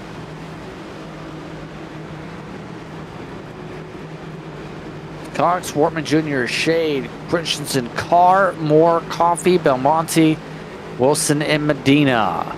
Your top 10. As we hope to finish this race off on this next 10-lap run. It's probably going to be Matt Cox firing off pretty well here and getting up into the outside line before turn 1. Simrat mark and restart zone. Green flag is out, back underway. Good start yet again, and contact for second. Wortman Jr. nearly turned Shade. He's able to hold on. Christensen thought about 3 wide. Woo-hoo-hoo. Oh, a bit of a side trap for second too, but Wortman Jr. is able to hold on. All while they're fighting aggressively back there inside the top 10. Corey Moore now looking to the inside of Nigel Christensen. That was for 5th going into the tunnel turn. But this hornet's nest back here is going to involve a caution. Caution flag is out and Wyatt is involved. Wyatt going around in the tunnel turn. And he's got a meatball flag.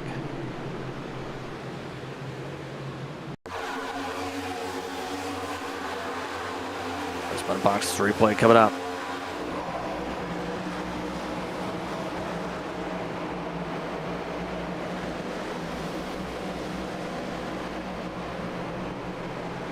Takes a hard slam, takes a hard hit. And right after coming down to pit for adjustments, that did not work out at all for him. And it looks like that 23, unfortunately, is going to have his night ended prematurely. Just 8 laps from the finish. And as I said, thank goodness that 23 has a win. He won Atlanta earlier this year, so he is officially locked into the playoffs, and he can afford a race like this to happen, as it looks like he might be done. I don't know if he'll be done, but it looks like he's on pit road right now getting damage repaired. Take commercial break. Coming to 8 to go. You're watching action from Pocono. The RS Button Box is 225. Continues after this.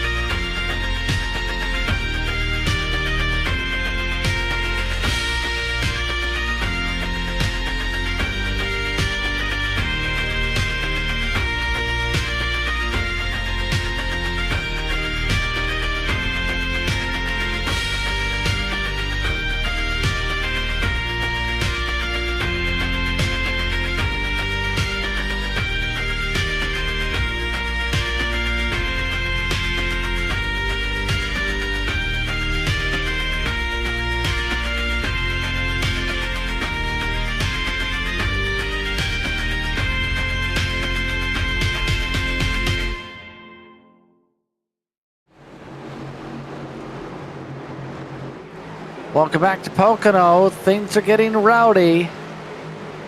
6 laps to go.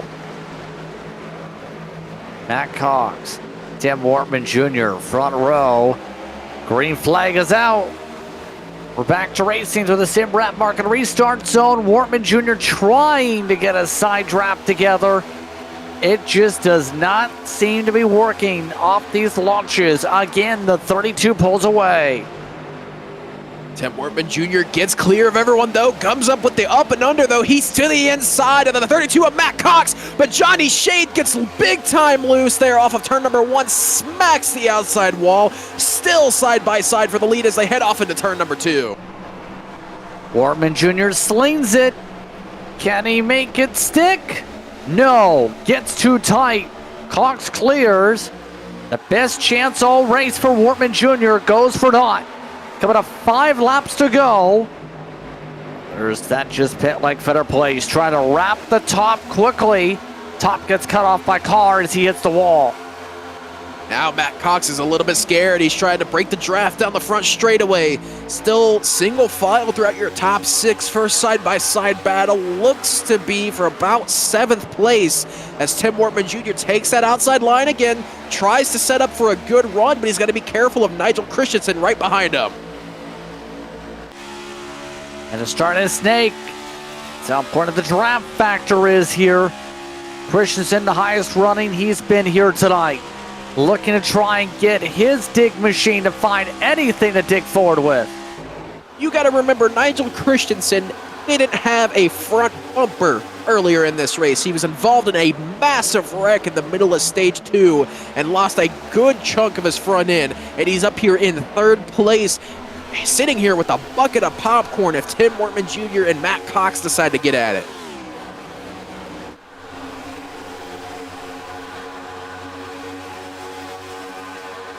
See the fast lap set by Wortman Jr. Fast lap there being set by a couple hundredths of a second. A little bit tight though in the draft as more clouds cover over. Can anything be done for Wortman Jr. to chip away and make a move once again? That's going to be the tough part. I think Matt Cox is just too far away now.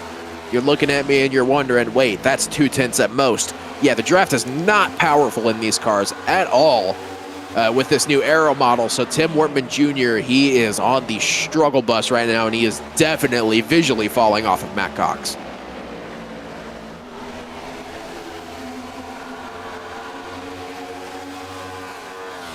Closing in, 3 laps to go. Everyone's starting the snake. Cox has outright dominated the night.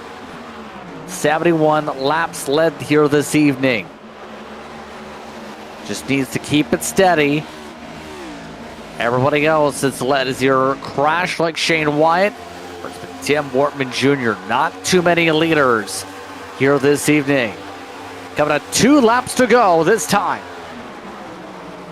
Through the tunnel turn here, Matt Cox just eking out his gap ever so slightly. A little bit further back, Nigel Christensen, and it looks like Alex Coffey looking to get a little bit of fighting going on for that 3rd spot. Alex Coffey looks to have all of his damage fixed as well, so he has got a fully functional race car, and he is looking to do everything he can to try and salvage some points here.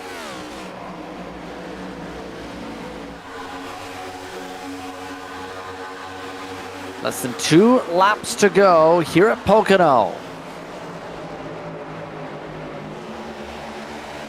See some of the drivers that have recovered from all the damage repairs. Coffey, a great recovery. His car looked like it was in the junkyard a few cautions ago. Now he has a chance for 3rd. Can he square himself a podium here? Coming off of turn number 2, headed towards the white flag. Still Matt Cox leading by about 0.6 of a second over Tim Wortman Jr. Our eyes are on this battle for 3rd, though, as here comes Nigel Christensen riding that yellow line, trying to defend everything he can from his teammate and team owner Alex Coffey as we take the white flag here at Pocono. Brought to you by Elite Gaming. 1 to go here at Pocono. Been a dominating day for the 32 car. Matt Cox has kept it clean, has gotten the strategy right just about all night, has had the speed in the car as well to be able to power his way ahead of everybody else. Now he just has to drive it on home. Some of the air battles still for third. Christensen, Coffee, Moore, Shade amongst those in a pack. No swapping amongst them. No swapping up front either. For Matt Cox, he'll close things out strong. Checker flag waves. The RS Butter Boxes 225 goes to Matt Cox. He wins at Pocono. Dominating display from the 32 of Matt Cox there. Your podium finished out by Tim Wortman Jr. and Nigel Christensen holds off his teammate Alex Coffey for that third spot. He will come home third position tonight. Top 5 is the rest of Dig Cars. You got Alex Coffey in 4th, Johnny Shade 5th, Corey Moore in 6th, Belmonte, Feder Place, Huff, and Jose Medina round out your top 10.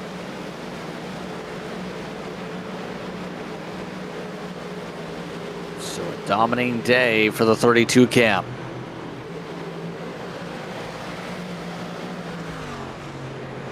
It's burnout time coming up for the 32 machine. Congratulations being given there by Alex Coffey, one of the championship favorites here.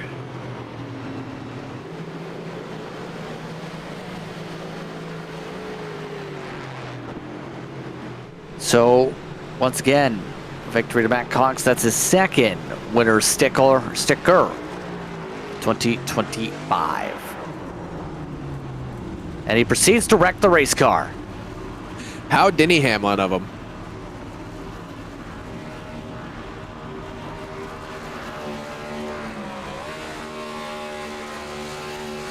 So once again, a dominating day for the 32. Send them to Van Lilly Stickers, Victory Lane. We'll take a step aside. Post-race coverage coming up. Watching Ballin TV for coverage of the OB Builders Cup Series.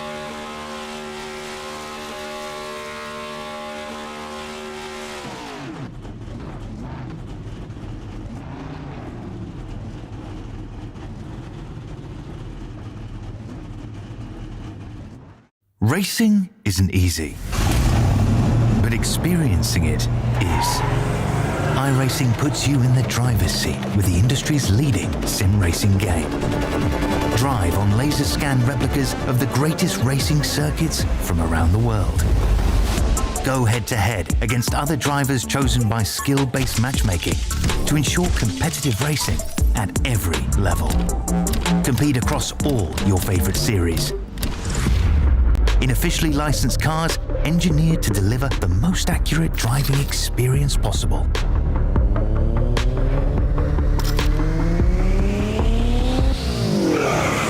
Join a race or host your own with players from across the globe. Race against the computer or in a league with friends. Feel the thrill behind the wheel. Visit iRacing.com.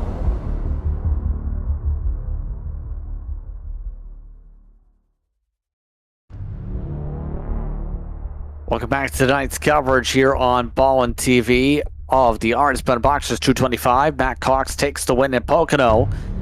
Tim Wortman Jr. comes away second spot. Nigel Christensen gets the top 3. Coffee, Shade, Moore, Belmonte. Feder plays amongst the top 8.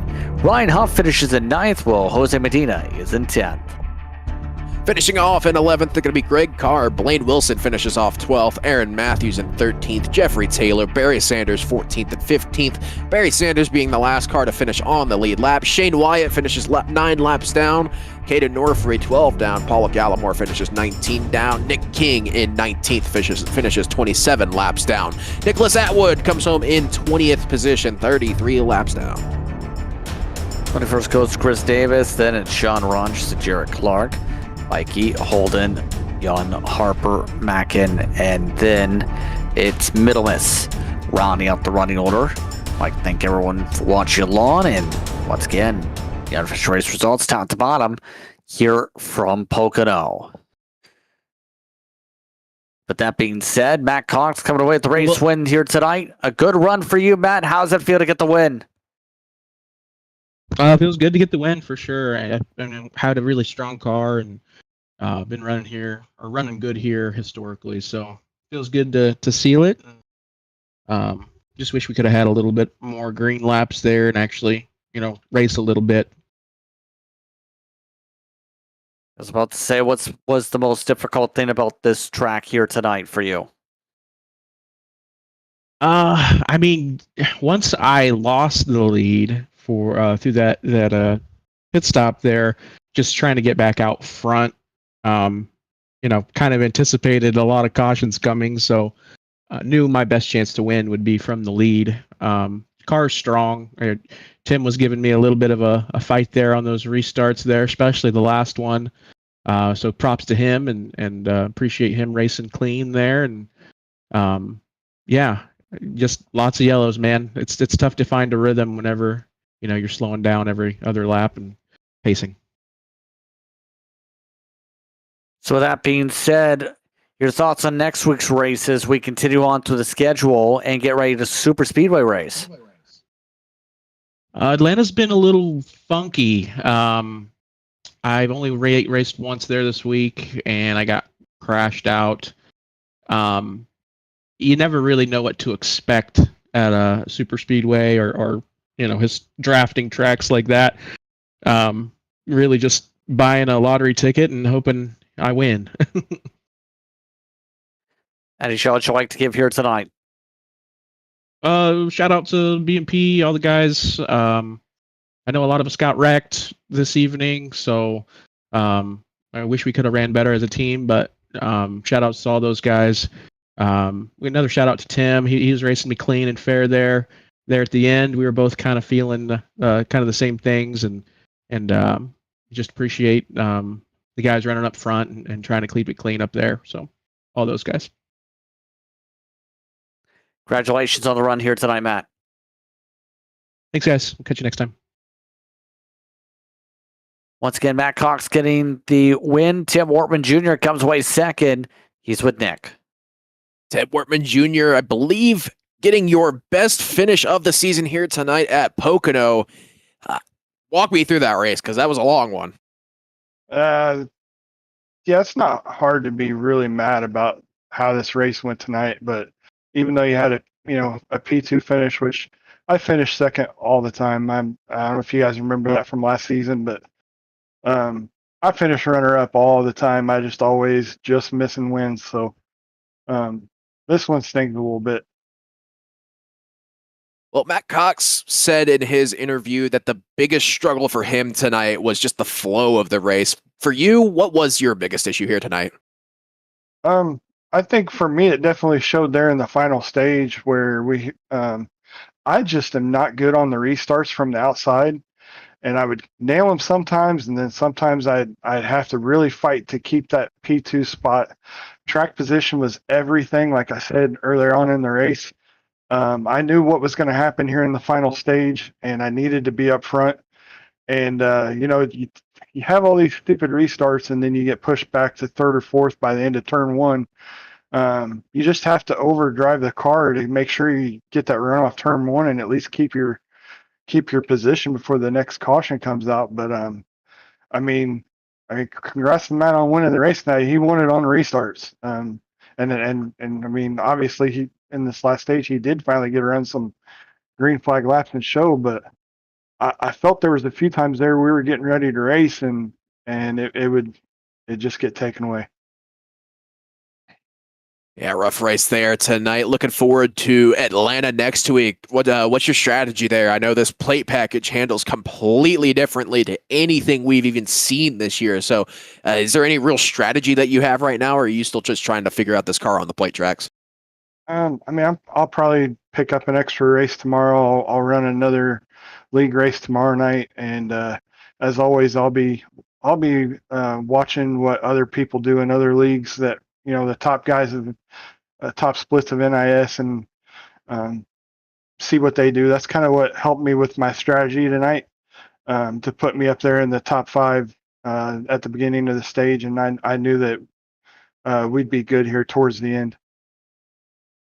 Yeah, you definitely had yourself a quick car in that number 83 Last question for you. Anyone you got to shout out? Who gets it done for you? Shout out to my guys at Warrior, Nick King, for putting me in an awesome looking car. Oakney Hill Products, for our e-commerce business, everybody that shops on Walmart. Feeding this little, hobby that we have. Got to shout out Ryko tonight. That was a good car. It was a Ryko 1-2 finish. Shout out to Matt for running a great race. There's a reason he won tonight. Seems like every time I got in was watching races, he was in it. And so, obviously the people that put in time tonight, were up towards the front and did good. So, hopefully for you guys, we have a better race next week, but thanks. Thank you, Matt Cox. Not Matt Cox, excuse me. Thank you, Tim Wortman. Hope to see you next week. Sorry. Thanks. Tim Wortman Jr. comes away second tonight. Third spot goes the way of Nigel Christensen. Nigel, how would you describe your night? Able to cut your way into the podium spots late?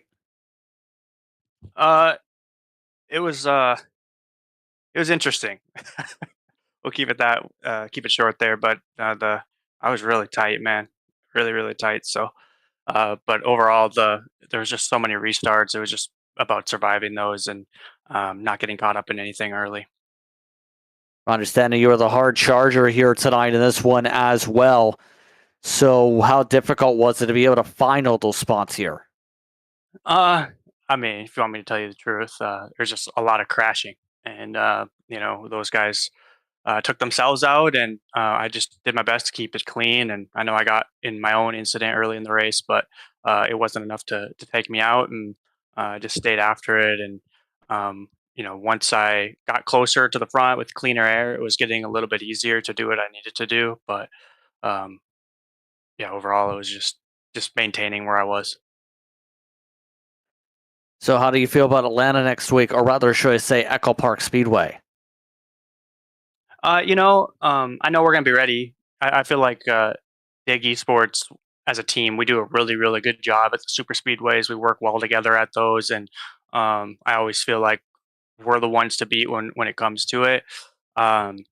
But with the way the new car is, since I did the update a couple weeks ago, things have changed a little bit. So it's just going to be a little bit of an adjustment period and figuring out, what works, what doesn't work, and going through those things. But like I said, as a team, I feel really good about our chances to go in and have a shot to win it at Echo Park. That being said here, anyone want to give a shout out to here tonight? Yeah, everybody at Dig Esports, putting together everything. Precision Speed Solutions put together a really good race car for us to give us a chance to have a shot at the win there. Van Lilly Stickers, Corridor Automotive, Tilly's, Simrat Market, Carpies, Pay RVA. And then want to give a shout out to Alex Coffey, battling back, getting fourth. Not bad for a guy that needs to learn how to drive. So proud of that. Congratulations on the run here tonight. Thank you. Oh, I want to shout out my dad too. Thank you. It's indeed Nigel Christensen rounds the podium positions here at Pocono. I'd like to take the time to thank them for speaking with us during post-race coverage here on TV. As mentioned, we are at the newly renamed Echo Park Speedway, also known as Atlanta, on July 2nd. That's an 8 o'clock start. Be sure to tune in here on TV. Your final thoughts, Nick, before we go super speedway racing next week? How quickly can we get to Atlanta? About a week's time. We can get there in a week. Yeah. I think everyone just wants to leave Pocono behind them. That was a rough race. I think everyone can admit to that. That was a very, very, very long race, I guess is the best way to put that, and just an overall tough race for everyone here. Not too unexpected with this being the first oval post a complete rework of the Cup car. So honestly, going into this week, I fully expected these guys to struggle just a little bit. That's just the product of a brand new update to a car that nobody has really driven. It didn't help us having a road course for the first race of this car, so definitely some learning to do for the most of the field. But I started to see some things that I liked towards the end of that race. So I definitely think these guys will recover. It's just the product of a brand new update. Obviously, these guys are going to have a little bit tougher of a time, and we aren't going to judge them too harshly for that. So definitely hoping for a better race next week at Atlanta, and then we go into 2 straight road courses. So very jumbled up, set of races here to kick off the summer stretch. So, but other than that, definitely saw some things there at the end that I liked. Again, it's time to say goodbye. I'd like to thank you for tuning in for tonight's coverage here on Bond TV of the Moonshiners Racing League and its OB Builders Cup Series. Once again, congratulations to your winner, Matt Cox, for the job done tonight. For my co-announcer, next time for our producer, DJ Line, I'm Justin Prince saying so long. Enjoy the rest of your evening. We'll see you next time from Echo Park Speedway.